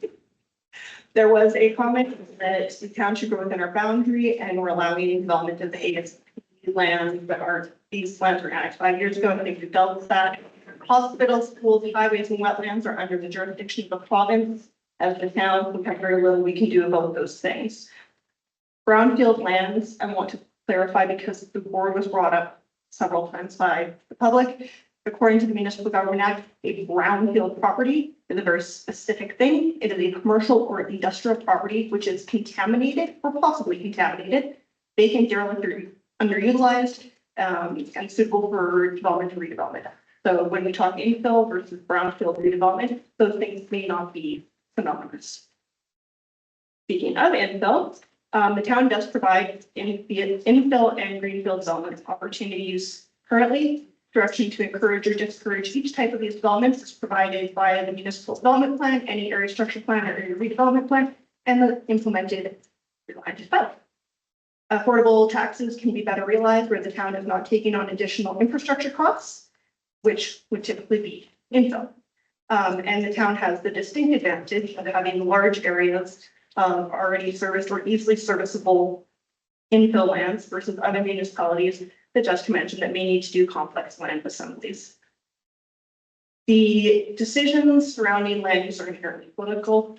Every planning decision is a political act that prioritizes certain community members' goals over others. For this reason, it's imperative that council listen to residents and try to balance the needs and wishes of the community members. Comments from residents regarding limiting, slowing, or stopping growth are valid to consider at this time, but are essential during the development of the municipal development plan. This is my letter. June 10th.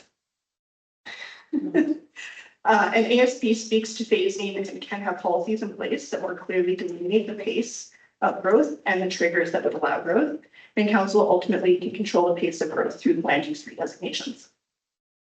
I agree with the applicant that the level of detail increases as we move through the process, and this ASP isn't completely out of touch with industry norms. However, the requirements of the MGA for ASPs are broad, and ultimately the content and the specificity of the ASP is dictated by council as it is your bylaw. With regards to the assertion that amalgamation has led to increased house value, just in the last year, Calgary's homes are up 7.3, Edmonton 9.4, Red Deer 20, Lethbridge 12, Medicine Hat 13. So when compound growth rates, everybody's house prices are up. Recreation and fire are both service levels determined at the discretion of council and are largely based on community desires and budgetary limitations. The commentary that I've been hearing for a very long time, working on the MDP and the ASP, we don't want to be in the sort of Calgary, Okotoks, Cochrane, and Canmore, Langdon, etc. The statement is very challenging to evaluate and incorporate as a material planning consideration. It leaves council wondering what are the characteristics that are undesirable in the cited communities, and they're not really defined in that type of generalized statement. There were some commentaries about personalized engagement. So similar to the area structure plan, and all landowner mailout is not included in the communications and engagement plan for the municipal development plan. Hence why the landowner for this subject line does not have a letter. Similar to an area structure plan, advertisement for public engagement events is done through the town's social media sites and newspapers, and council amended the communications and engagement plan for the municipal development plan to remove individualized and personalized engagement in support of leveling the playing field by hosting an open house for the second round engagement, June 10th. We all have water. We have water for all phases, or approximately enough water to double our population. We do not have long-range plans or policies dictating who gets allocated water to service their development.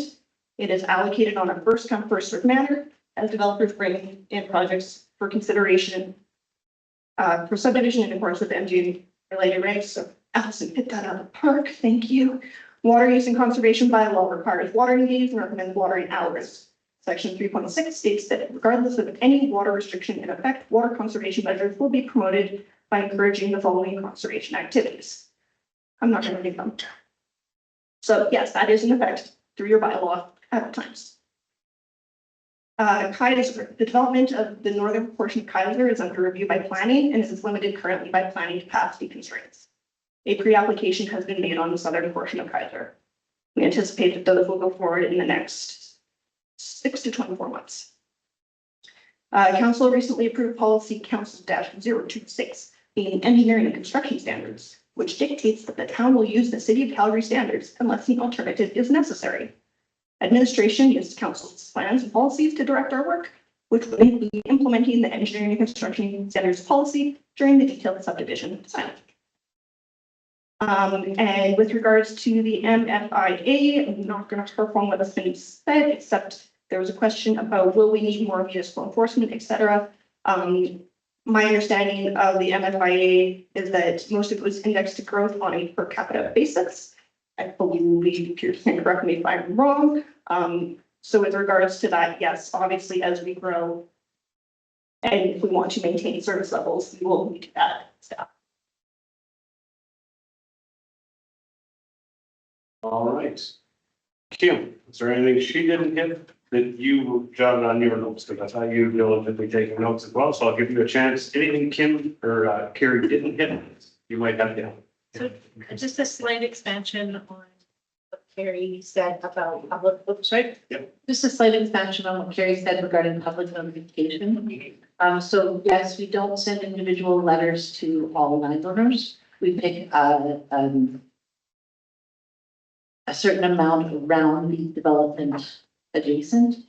Those are sent directly to the home, the box number or the address registered to the home.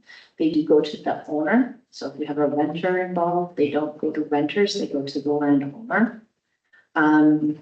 We did also put it on the website and it was advertised in the paper. On other applications, we have had note that the paper there's a cost to it. It's also available for free online. And so there were multiple ways to notify the landowners. In this particular case for the public hearing, there was a notification that a publication for a public hearing was going to occur. But we didn't have the date at that time. And a second notice was sent out to the same area landowners when we knew the public hearing was going to occur. And again, that was advertised in the paper as well. Thank you. And in terms of the lands to the north, the MVP, so this is the commercial light industrial. The lands to the north, in the map that I had shown, did indicate that it should be a commercial light industrial. So this is not a heavy industrial type development that we would expect to see in this location. Again, I'm going with the current municipal development plan. And light industrial is defined in our land use bylaw, and those range of uses can be looked at. The town does not have or actively work on an economic level to find people for those. That is the developer's responsibility to do that. Thank you. Thank you. Adam, anything? You're good. Council, anything for administration? Points clarity. Last, pick at the cat. Any new question brought forward that you didn't address, which I don't think exists because I let you answer them on the fly, but give you a chance. Any new information that you would like to get? I think I just wanted to re-emphasize, we mentioned in the report that the MFI does factor in increased staff requirements into the future. And so those requirements for additional, police and fire are factored into this. I believe Pierce wanted to make a clarification on roads. So I'm going to pass it back to Pierce. Chuck. That clarification. Thanks very much. I'll keep this brief. So A+ to everyone who read the municipal enforcement bit of the MFIA. You got that last part right. I just wanted to clarify that we do build reserves in our analysis. So we're setting aside monies and reserves to pay for big projects, that are perhaps ill-defined today, but we know those expenses might be coming into the future. So that aspect of budgeting is built into the analysis. Thank you, Pierce. I think the only other concern that we haven't had an opportunity to speak to is the concern about wildlife. There is a biophysical impact assessment that was conducted for the lands. The biophysical impact assessment follows kind of, I would say, a scope that examines the impacts of development on the land and how we mitigate those impacts. They examine wetlands, they examine wildlife, vegetation, all of these aspects. Previous comments were to say that there wouldn't be impacts on wildlife. just that the impacts can be mitigated, and those are identified within the report. And the mitigations are mostly construction management following the provincial guidelines on when we remove vegetation, making sure we do bird sweeps. There's all of the required regulations in place to make sure we're careful and respectful. And then there's ongoing monitoring on kind of weeds and other factors that could occur during development.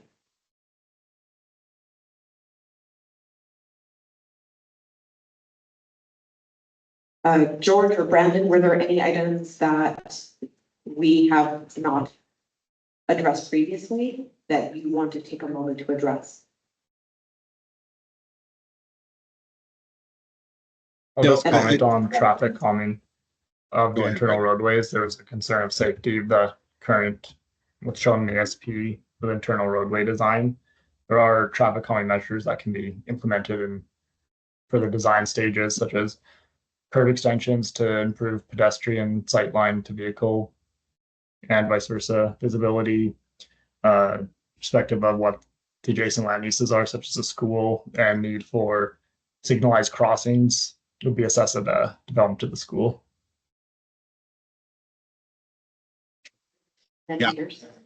I'd also like to add to for the wastewater or sanitary service capacity with recent upgrades in 2024 that Diamond Valley has already taken on that has accounted for future development, including all of the coast crossing and all the annexation lands within the service areas. So I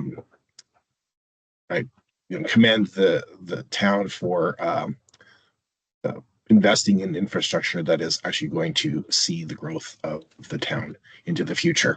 Thank you. And there's any new comments that haven't yet been addressed? Oh, no, I think we've covered them all. Thank you. All right, final questions, any counselor?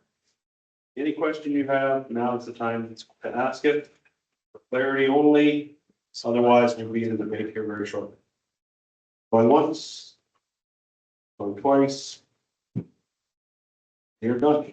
In summary, is council satisfied they have obtained sufficient information from this public hearing? Councillor Gordon? That's like a loaded question, right? There's so much to unpack tonight. And it looks like we've lost over half of our residents because of the hour. I actually am not satisfied that we've gotten sufficient information because I have in front of me the two recent conversations we've had in the last 6 months with our MVP steering committee. And when I look at the direction the MVP steering committee gave administration in January, I believe it was designed to look at the three different scenarios that were presented to us.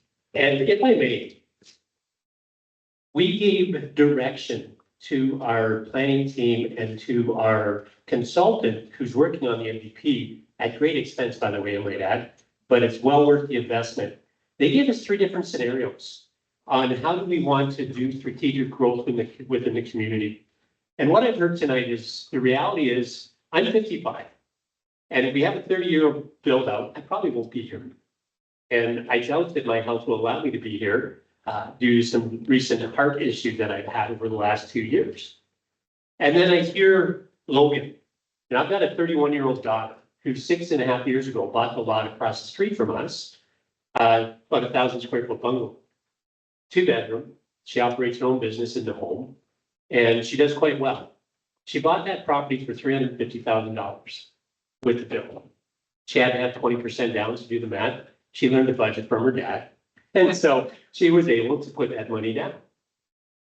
I can guarantee you 6 years later, if she were to go buy that same property, she'd be looking at it in the low 500s.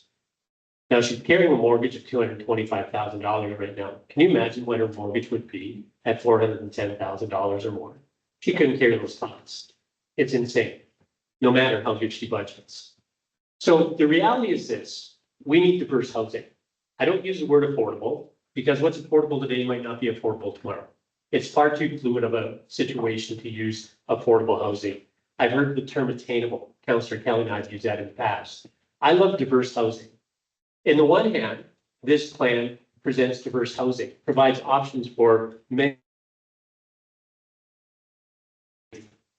I would love for my children, my 25-year-old son, to stick around here.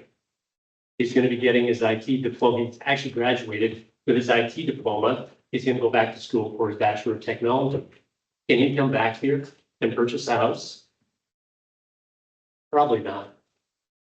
So, you know, the challenge is he may be able to, but I'm not sure because we don't know tomorrow. But the greatest challenge for council, and this is my 8th year on council, is we have about 5 or 6 responsibilities mandated by the MGA. The number one responsibility we have is the safety of the community. The number 2 responsibility we have is to look at the welfare long-term of the community. And that's the challenge. The challenge to support the community as is, but also to lay out a plan to support the community over time. Now, Councillor Hawley mentioned, and sorry, I'm going on here. It's not debate. So it's not a debate time, but this is why I'm concerned and why I'm not ready to move forward. Because we have to say that I'm not satisfied. Can I just leave it at that, or should I tell you why? Well, you can tell me why in debate. Well, but the thing is this is the thing. If I'm not satisfied based on what we can do, we can adjourn tonight and move forward to get more information when we will debate. That's what I'm presenting. Because I'm not satisfied as a group. And so if we're not satisfied, exactly, as a group. So personally, I'm not satisfied. And the main reason for that, very quickly, is we have a draft MVP where in scenario C and scenario B that we wanted to mix up was scenario B and scenario C. The overall matter of scenario B is right growth in the right place. And scenario C is no growth is better than the wrong growth. And so we want to balance it both. We want to make sure we're growing in the right place and we're growing in the right way. And I'm not satisfied that the ASP has presented aligned correctly with the MVP that will be presented on June 10th. I'm not satisfied.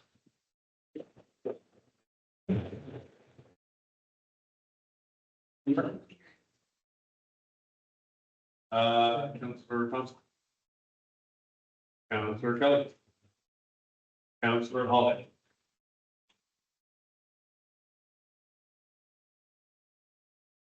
I was just trying to get clarification from my fellow counselor on the difference between being ready to move on to second reading and debate with that versus if we've heard from the public well enough. I do believe I have heard well enough from the public, but I do have an awful lot of questions. I think they're more appropriate for the debate. Excellent. So we will move on.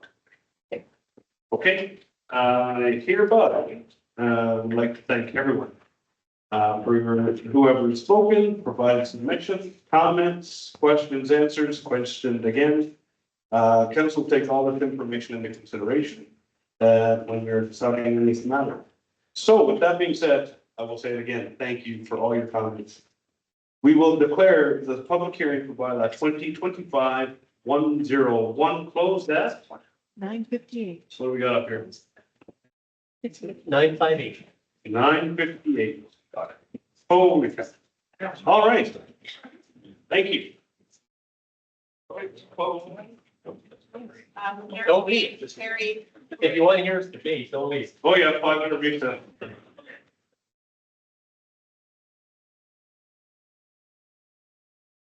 Moving on in our agenda. We're just going straight to, I got all kinds of things. 4A. Thank you. Bylaw 2025-102 Oak Crossing. That's where we're at. We have some motions on the next page. If you guys want to start us off, let's have a chat. Right, we're past the public hearing, we can relax a little bit. But we certainly do not have the time or the capacity to pull this off for 3 hours, so. let's have some conversation. Hazel, thoughts? I guess my biggest thought is gonna be with our, committee until we have an open house, pardon me. We have an open house on June the 10th. That's where our residents are gonna be able to come and give their opinion. So I'm not really ready to push this ASP forward until we've heard from our residents. I do like the idea that there is the commercial and resident and industrial that will help our tax base. But the increase in residential that I'm hearing from our residents, they don't want to lose their small town. This is our town. And I think we always have to take that mainly into consideration. And right now, we have a lot of land that is open for infill, especially on the Turner Valley side. Let's get that built up. And because we're just, there are areas that in the past, it's just like it's all piecemeal. Now we're starting to get development and we can bring it all together as one community. And again, save us in our infrastructure costs. So for me, I would really like to put this ASP on hold until our MDP is completed. Okay, thank you. I'll go to Cindy first. Jonathan, you had a great talk, so I'll go there and then I'll come back to you. Yeah, I continue on with Hazel. In the first section of the terms of reference for the concept plan, it stated that once the update of the MDP has been completed, it is understood that this conceptual scheme may be incorporated into an ASP. So we are definitely cart before the horse. It was in the terms of reference that you would come with the ASP after the MDP was done. So for me, I know Jackie Cassidy brought that up as a question. But it was clearly stated in the terms of reference. My other issue is that, in 2018, I was part of the joint growth strategy on what the town would look like long-term. During the annexation process, they weren't able to annex the 2 quarter sections to the north of number 7 that were going to be strategic employment lands. Therefore, we need to find places for those strategic employment lands, hence the MDP, and why we have the push for more non-residential versus residential. So I think it makes perfect sense. It was commented, there was lots of great areas of policy misalignment or concern on page 70 and 71 of the package. The one that really caught my eye was the water demand, the challenge. I'm on Shuck and I'm on West End. I know very well the limits that we have there. And we really do need a water allocation policy. Greenfield development has the upper hand any day of the week over infill development. So why, without coming for an extra license, why would we put that on later infill and let Greenfield have that break by using up the capacity that we do have in our sewage and water right now? We have 28 major applications, many of which are residential already. So I'm sure Carrie has the exact numbers of housing units. We have a lot of residential coming online. And we do have a lot of bare pieces of property throughout, especially the south side of the old Turner Valley.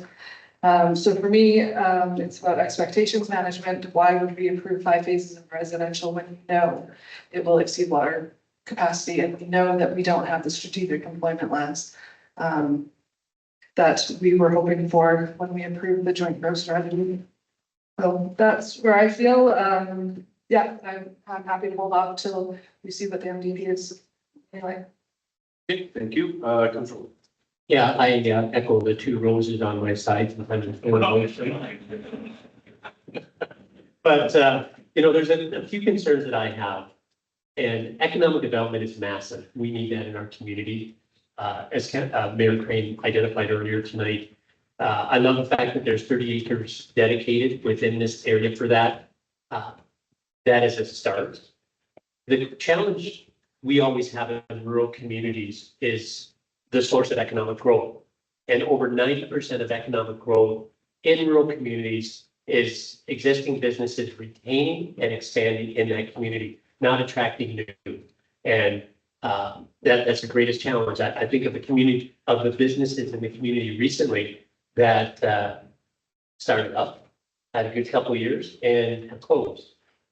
So we're having a challenge to retain and really to have them expand. I think we're on the cusp of something great. I want to say there's 28 development applications being serviced by our planning team right now. And a town our size, that's about 90% more than a town our size, if I'm not mistaken. So obviously developers are interested.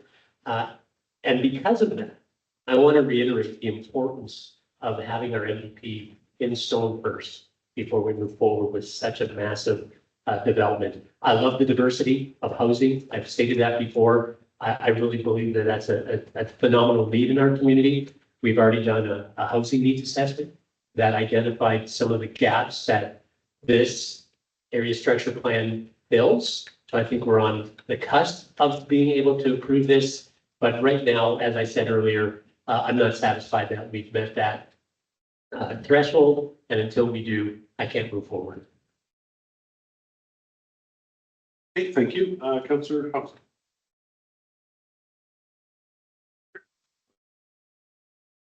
I'm in agreement with all three of my fellow councillors on the other side of the tables. This rose is quite happy to be beside one door.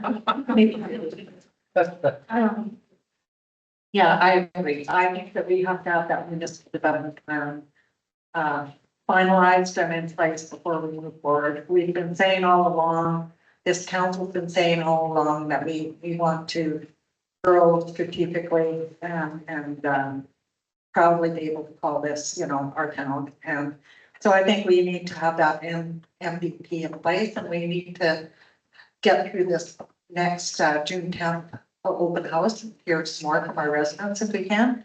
And so I'm quite good with not moving forward tonight on this. Yeah, I don't know what else really to say. I too really like the diversity of the residential housing there. I do have a concern with the commercial industrial not going forward quite quickly enough, because we do have a commercial industrial lot that's been sitting for quite a while on the Diamond side that hasn't been developed. And I hate to see something sitting there. We got a bunch more residential and it's not really gonna do us much good. So I really would like the MVP in place first. I just don't want to see us sitting on land again. I'm not developing that commercial and industrial number. Councillor Kelly. Last comment? There's not a whole lot more I can say. Council's been quite clear in regards to the MVP, and that's where I also sit as well. Overall, I you know, it's wonderful to see the attraction that our community has, especially to such a large developer like this. Outside of the 28 ongoing development permits that we have, I think this is a big plus for our community to have these ladies and their team come in tonight. All the work and manpower and the hours that they've put in. Our questions were answered in large part, but I do stand alongside the completion of the MVP, or at least until we see the draft in June. One of my biggest things that I spoke to earlier about the walkways, I want to see that connectivity, and I didn't see that in the MVP. Saw a lot of sidewalks and a lot of throughways through housing. I'd like to see more trails, and I know that I spoke to that in the MVP, as most of us did. I know that a lot of our community members here, you know, we have a lot of very vocal people like John Waring and many others that constantly speak to the need for connectivity in terms of paths. I think that our population and our demographic in terms of age speaks to the need for and the want to be outside. And I think that the MVP is going to show that, and have a lot of faith in that team to put a plan in front of us in June that will help support this ASB one way or the other. And if we see some changes in the ASB that lend a hand to supporting the MVP, then I don't see why there wouldn't be a lot of support for it. But until we get to that point, I'd like to see the MVP first and move forward from there. Okay, thank you. Before I comment, Carrie, do you want to add your 2 cents in here to wrap up the administration's tonight? If I may, Mr. Mayor, give a process commentary. Yes, that would be great. So holding off on moving forward with decisions tonight risks an improperly adopted bylaw. So once you close the public hearing, you cannot hear more evidence that would reasonably influence the outcome of your decision. So if you are approached by an interested party, or you hear something at the MDP open house, which might reasonably said to have likely influenced your decision, that would be improper process because the public hearing has been closed. If council is not satisfied with the plan as presented, it could be prudent to refuse the bylaw as presented. And if the applicant is amenable, they can resubmit for a new bylaw later this year after the MDP has been adopted.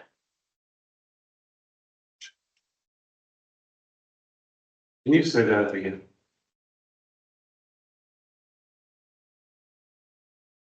In any instance where a council member has received information outside of a public hearing, they must disclose the information and it must be made available at the public hearing for any party to address.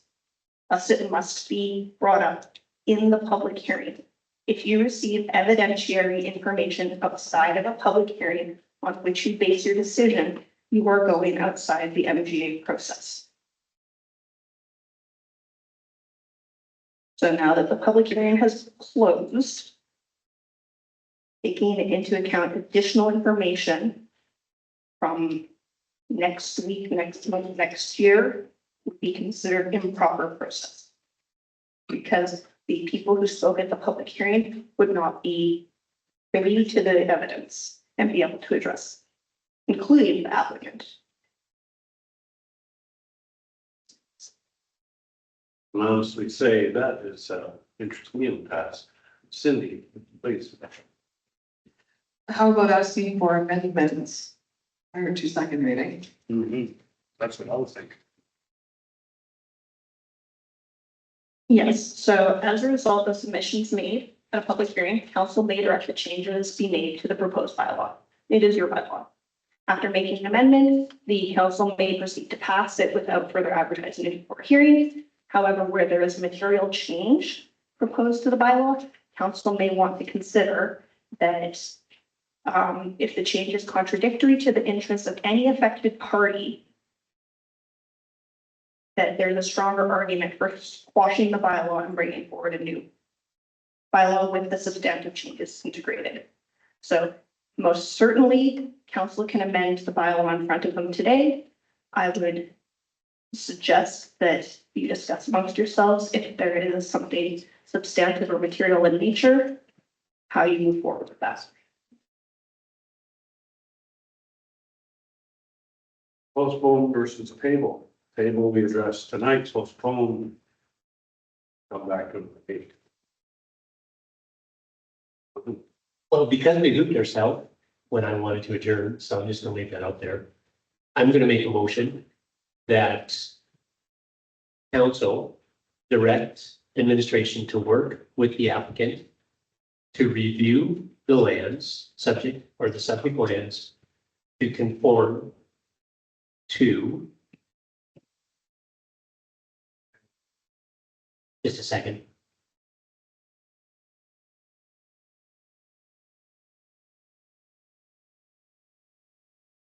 Instead of saying conform, to provide. Well, we don't have a draft in the MDP in front of us, so I have to be careful here. To include or to amend the ASP to include more employment greenfield designations.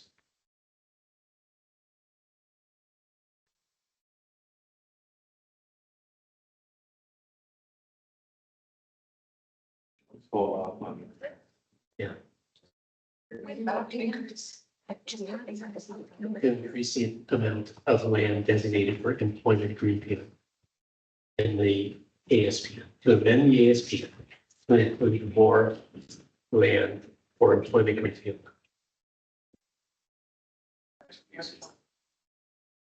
Commercial, business, industrial.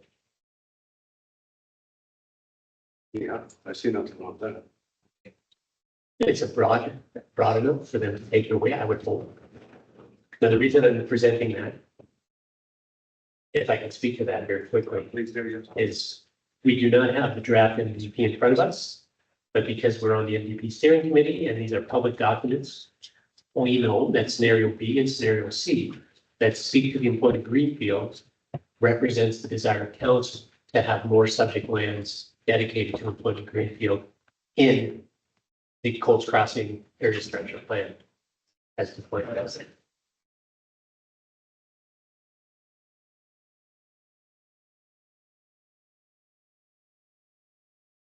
No, I want to keep it broad. I don't want to give a percentage. I want them to work with administration, find out how they can develop it more with employment greenfield.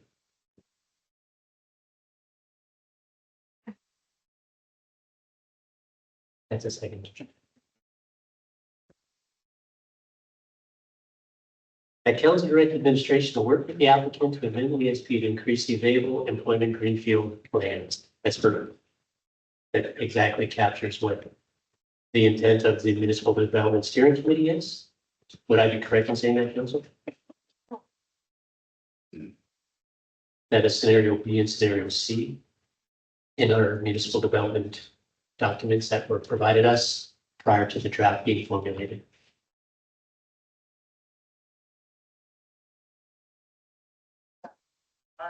Open debate, here you go. Heather. The other hand was to give readings to the bylaw. And so I'm making a motion that we amend, So that it is that reading. unless it's a material change, then we have to scrap the bylaw.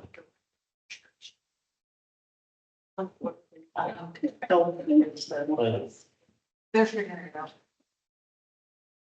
Solution. Well, we're There'll gonna, not be a solution to that. We we're gonna can't. debate this right here. So here's the motion for us to debate.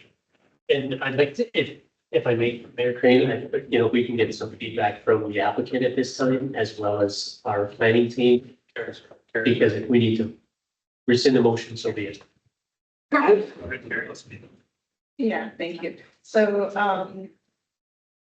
I'd be amenable to the suggestion by the applicant that should council want to do the bylaw 2025-102, have amendments made, bring it back as a new bylaw, new public hearing, new consideration. If council would direct us to waive application fees and not consider a new application, I'd be happy to move forward in that. I think that's a win. And it doesn't set the 6-month clock by. There- Yeah, and there is no 6-month withholding period on an ASC application. I'm fine with waiting for these and stuff. Yeah. Yeah, Absolutely. let's have Councilor Gore rescind this motion first, and then we're gonna move on to the discussion on this. Yeah, let's go ahead and rescind this motion. And I want to make something very clear. Yes, please. I want to work with at all ways possible. Seriously, we've got to get that reputation that we're working with however we can. Yeah. Yeah, you like phase one. But it has to work with, if you can find the last thing. Jessica, is that gonna work for you?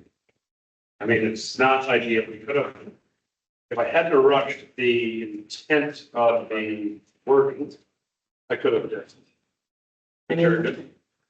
But you know what? I don't like the fact that you guys didn't have any information on the MVP. At least this way we can get that moving ahead a little bit. Yeah. And that's gonna make it a lot easier. So I'd like to hear what your thoughts are on this, so that we can make a decision on which way we're gonna go.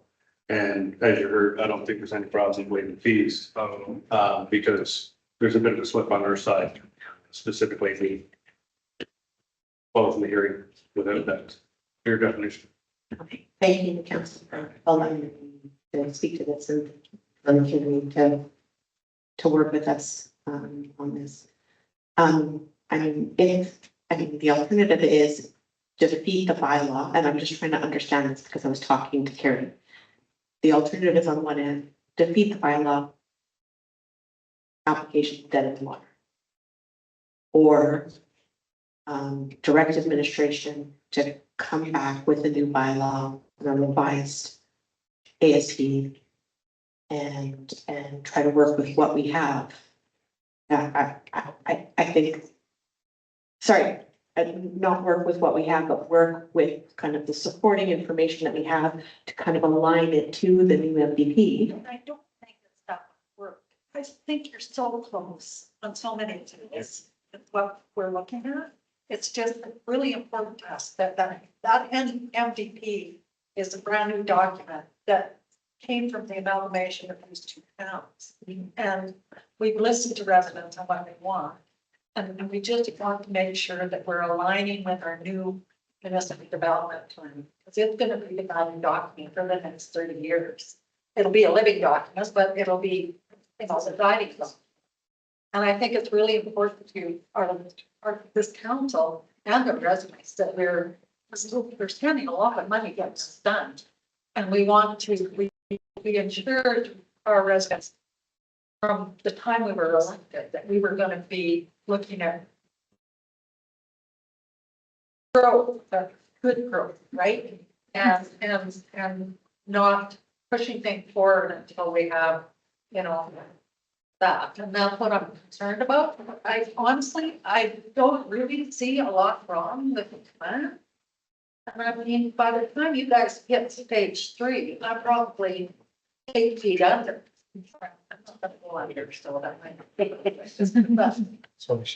I still don't think there's a lot to be done. And I am perfectly waiting peace and such to get the AL to be aligned with the new MPs. Cindy? Yeah, sure. So I hear all your comments and I hear, the applicant, the landowner today has almost spent $500,000 on the studies and reports in order to get to this stage. And we've gone through what was a conceptual scheme to an area structure plan. I mean, the landowner is really sympathetic and wants to work with the town, and wants to do the right thing. But at the end of the day, we want to be clear on what needs to be changed. I've never seen this in MDP. I've never seen, it was mentioned in some conversations that they're working on a draft plan, but it wasn't shared with us. And so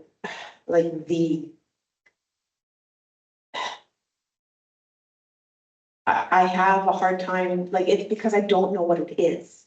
And so I would prefer the alternative to being defeated completely. But I don't know what my client is going to say, like my landowner is going to say at the end of the day. And so I'll take option 2, which is come forward with a new bylaw, and I want to work. And I believe Mr. Sorensen will want to work with you as well.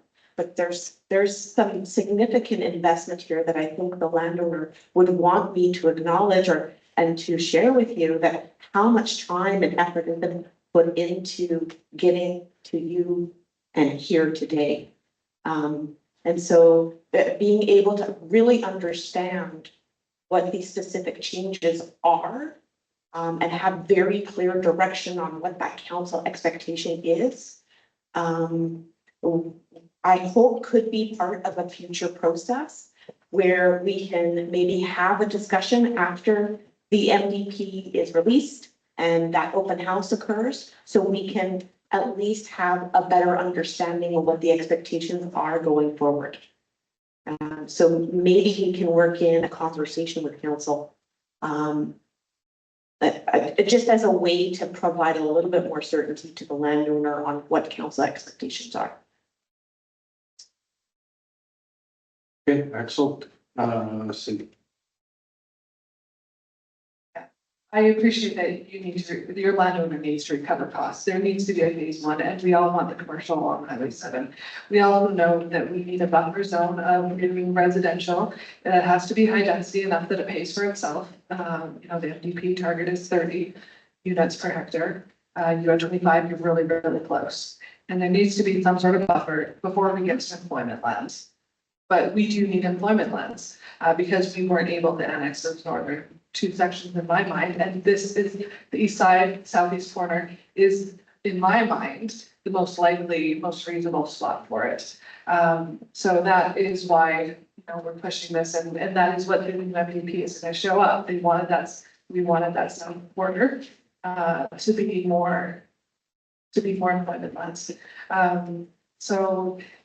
But there has to be a mix and there has to be transition zones, and that's why an MDP, and it talks about in the joint growth strategy that there needs to be very careful planning on those quarter sections, or, you know, south of Highway 7, in order to transition it nicely from the rest of the town. And you've heard it tonight, people, they're gonna expect a nice transition and they're gonna be happy with us.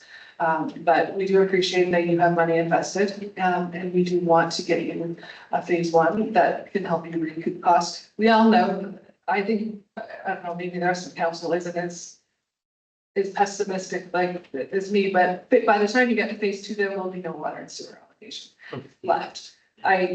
Given the growth rates, given the demand, the applications that we have in front of us. So I don't want you to expect to have an MDP with all this beautiful residential and us, you know, going down the rabbit hole of where past the parks are.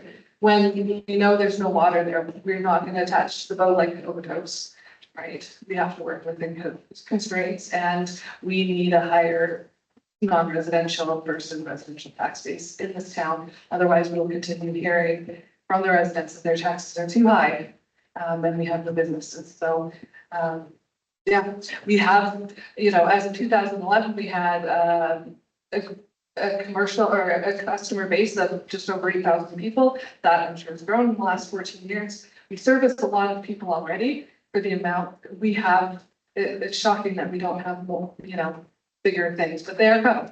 And as soon as they come, we expect a lot more interest in here, but we have to balance out that water and the sewage constraints ultimately. Hazel? Anything? Brendan? No. Everybody clear? Yeah. We're not gonna follow solutions on this. Yeah, I would be happy to give the direction. No, I'm not disputing it. I'm just saying that to direct administration to work with the applicant to draft a new bylaw and schedule a new public hearing after the draft, or do you guys want to wait until after September, after it's passed? Yeah, and in the meantime, they can work with them on the best drafts for them. So they get the best, they get the cat. Still have to, you still have to put that bylaw to bed. If you're asking them to make a new bylaw. Do we have to? So through the chair, it would be our recommendation to that expectation on what this bylaw is doing. However, it is ultimately council's decision what you want to do with it. It can sit there in the ether until you decide what to do with it. So let me just play a record with Congress. So I had to give adjourned that back, way more information. Wouldn't matter because we crossed all the boxes that we referenced by gathering the MVP and more information. We would have actually put across into the same bylaw, put it to address the public hearing in the same manner because we would have been adding the information. So we were damned and we were damned. Yeah. So we defeat. We can make our motion to waive fees. Administration to work closely with the applicant to get them the most updated information on our MVP leading up to our approval of it. have it done, it'll come back with the best possible scenario. That's essentially how we're looking. Okay, just having a draft to get finalized. Draft is fine for me too. Carrie, it's gonna be close enough. Otherwise, we It get is close. time to with election. Thank you, Mayor Crane. If I may, the draft will be released at the beginning of the month. Open house is on the 10th. And then steering committee is on the 17th. The steering committee is an open meeting where you can come and sit and listen to the steering committee conversation. This is my developers in the room. Then you can hear it straight from the horse's mouth and not me summarizing it. I have strong suspicions that if the developers hear the direction at steering committee and hear the comments from steering committee on what they like in the draft and what they don't like and the direction it's ultimately going to go before it gets to council at the end of summer / early fall before elections. I think that we'll have some area structure plans coming forward that are more well aligned with the will and intent of council. And I think that defeating bylaw 2025-102 and allowing a new bylaw to come forward basically under the same application, acknowledging the work in the background, of course, and everything is the same, is a win-win.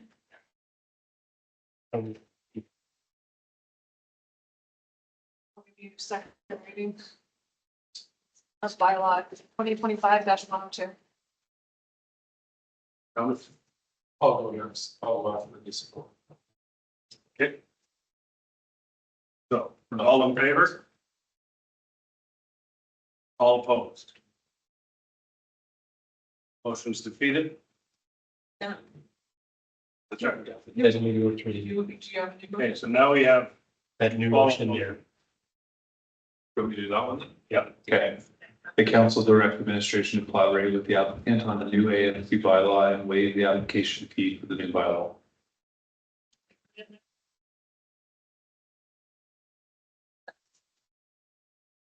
Council should also put in post crossing. I was gonna say we should reference to the. It's just because Friendly people are amendment. looking for that, so why are we doing this? Thanks for. Jessica has a point behind you there, Barry. I got two. I'm loud, Yeah, no, you're good. I'm loud. We're just kind of talking back and forth about what requires amendment, what's really costly when we do amendments. So if we're changing the concept plan, if we have to update all of our supporting reports in order to incorporate this amendment, we are, this is like tens of thousands of dollars to just update supporting reports. And so I just want to make sure expectations would be to just update the ASPs. And then also for the phase 1 reports, it'll be phase 1 as is today. So I don't have to update any of the reports. I just want to make sure I understand. Heather said it best, I think, you're that close. I don't know what flow is in. We don't know. Yeah. Yeah, I hear you totally. So we're we're nervous because we don't understand the implication of the decision. I mean, you've already defeated the bylaw and Yeah. so under maybe a conversation after as to what that looks like. Yeah, you're you see further, you wouldn't go take the steps. Acknowledging, probably get that, whatever the things. And a good reminder as well, correct me if I'm wrong. We can approve the ASP that you're gonna provide this amendment to closely more align with our draft MDP that comes out June 10th. We approve that, but the nuts and bolts is at subdivision stage, right? Where we can get much more granular. So let's not get stuck on the granular at the ASP stage. Especially phase 1, just a thought.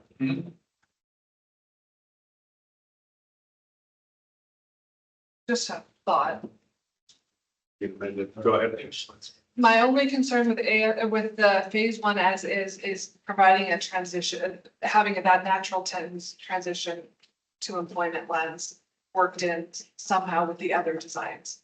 And you might have to make a few changes to some streets or something. Like, I wouldn't totally just accept it knowing that that's best. I'm tired, so. Yeah. If you have that residential section and then we're going to employment lands, it has to flow properly. So you might have to make slight modifications to your phase one, but nothing major, other than making the 30 units per.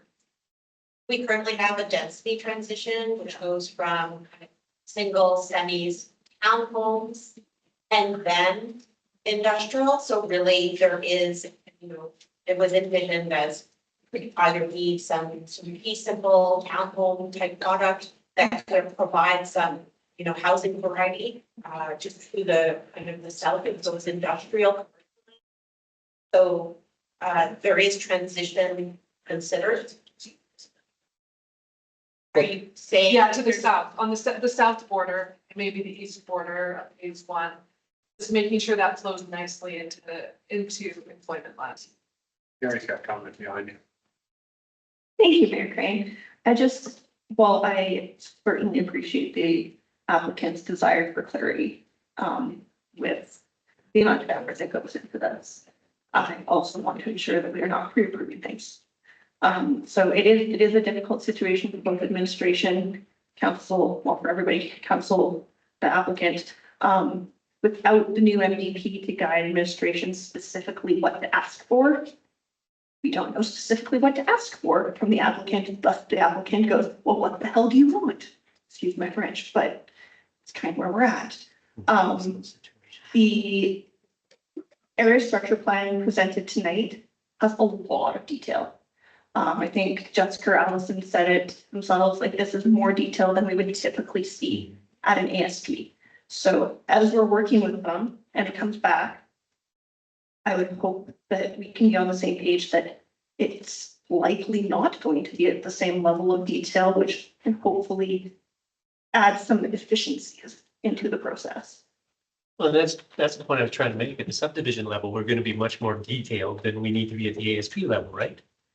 So. Correct. And I appreciate the detail they've provided, but.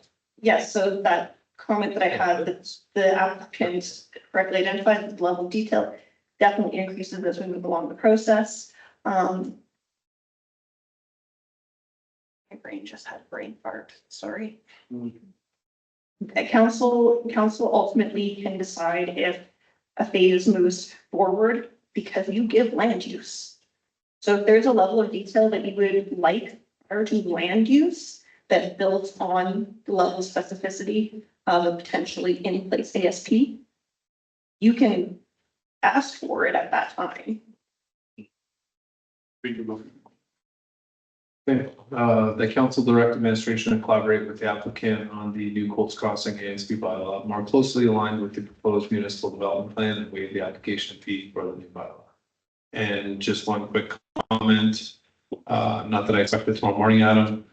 This is probably gonna have some weight on our staff in the next couple of weeks. So maybe next week at some point or the week after, you could give us a brief update on how much of our planning team is going to be working on this with them, because I know that it's probably going to be a little bit, if that's appropriate.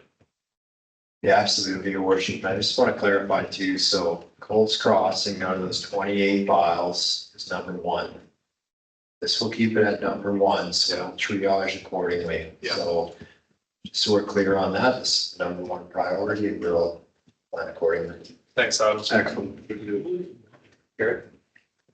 Hi again, before you vote on this, again, some process and some niggly stuff. I don't, asterisk, I'm not a lawyer. It could create some frustration to the process to require administration and the applicant to align with a plan that Adam and I have seen. Would increasing employment greenfield be better than? Because we're only looking at phase one. So I don't know if I necessarily have a comment on how to change it at this point in time, but I do have concerns with how it is currently written from, Right now, you have a proposed piece of paper that has some color on it that says X, Y, and Z, coordinate with the colors. I think that would be the start, because the reality is, we're gonna be pushing out until June 10th. At which time we're gonna get some real good clarity. So that's 3 weeks away. And there's gonna be solid clarity in a room with a proposed MVP that everyone can see and glean 90% forward motion. So I would think that between now and then, this would suffice in terms of the amount of work that they're gonna have to start struggling with. It's gonna be close, and they're already close, as Heather said. It's just that matter of massaging things into place.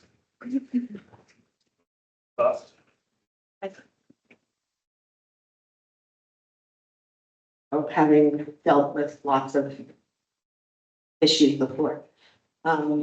It's problematic to direct an applicant to follow a bylaw that hasn't yet been passed when there's an existing statutory bylaw in place. So you get into kind of a legal kind of conundrum here. I don't want you guys to be in a legal conundrum. I want this to be something that's clear for us and clear for you.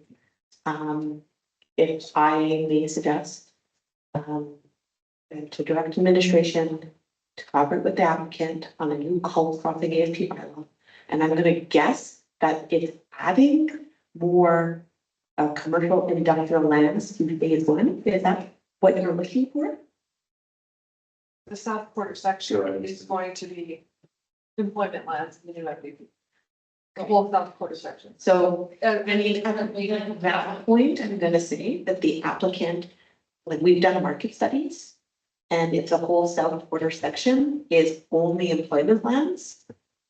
You guys are going to have to hire huge department to, like, economic development strategy and push forward a huge plan and certainty on that employment. There's no, like, we've done a huge study to determine, like, what the market capacity is. I'm concerned. I want to work with you and I want to be able to provide additional lands in phase one, but a whole quarter of employment lands. I think then we might be just dead in the water. I don't know what to say. I guess you can say for the whole entire quarter section and I'll talk to my client, but we might just be dead in the water. I just want to be upfront and honest. I think we're a bit late, right? So frustration levels are gonna rise. So why do we need to take some time here. So we have defeated this motion, right, for the second reading. We can do it as it's defeated the bylaw. That's right. New bylaw. Defeated the bylaw. We have Let's vote on this. motion that's up here now. But whether or not that brings us into a legal quandary or not. No. Right? That might be the thing. So we've stricken more closely along proposed, so that's gone now. It's just the fee waiving, just so we're clear. So we read it. This I'm fine with. We're gonna take a quick comment from Kim. And that's it. Because, to be honest, guys, we've defeated the bylaw.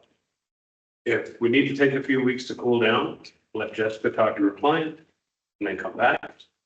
That's another new conversation. And it might be the cleanest way. We don't need the dirt and water. Yeah, we're well in the work. Let's see what happens. Adam is going to get some clarity from this. You're gonna be rereading We don't have to make a decision tonight. That's what, That's a simple basic. that's what I'm saying, it's defeated. We just let everyone just cool down, relax, take a breath. Thanks, your worship. Could just be withdrawn, and then the applicant administration can discuss, can have a look at the new MVP. Come back a couple meetings from now in June. It just gives a bit of breathing space. This might allow us to move forward a better way. Yeah, I agree. Okay, so I'll rescind the motion. Withdraw, sir. Thanks, Brian. We can always talk about fee schedules at a later date. Let's just leave clean and concise. I think that much is clear for now. We won't turn it. Well, you don't have a motion saying that you're not charging a fee. That They have to. that can be something that we talk about Alright. down the road. Right? Because what is the fee for? The new bylaw for. So let's go clean. It's defeated. Let's let cool heads prevail. Have the conversations happen at a min level, Everybody's. come back. Okay? All right. In that case, this meeting is adjourned.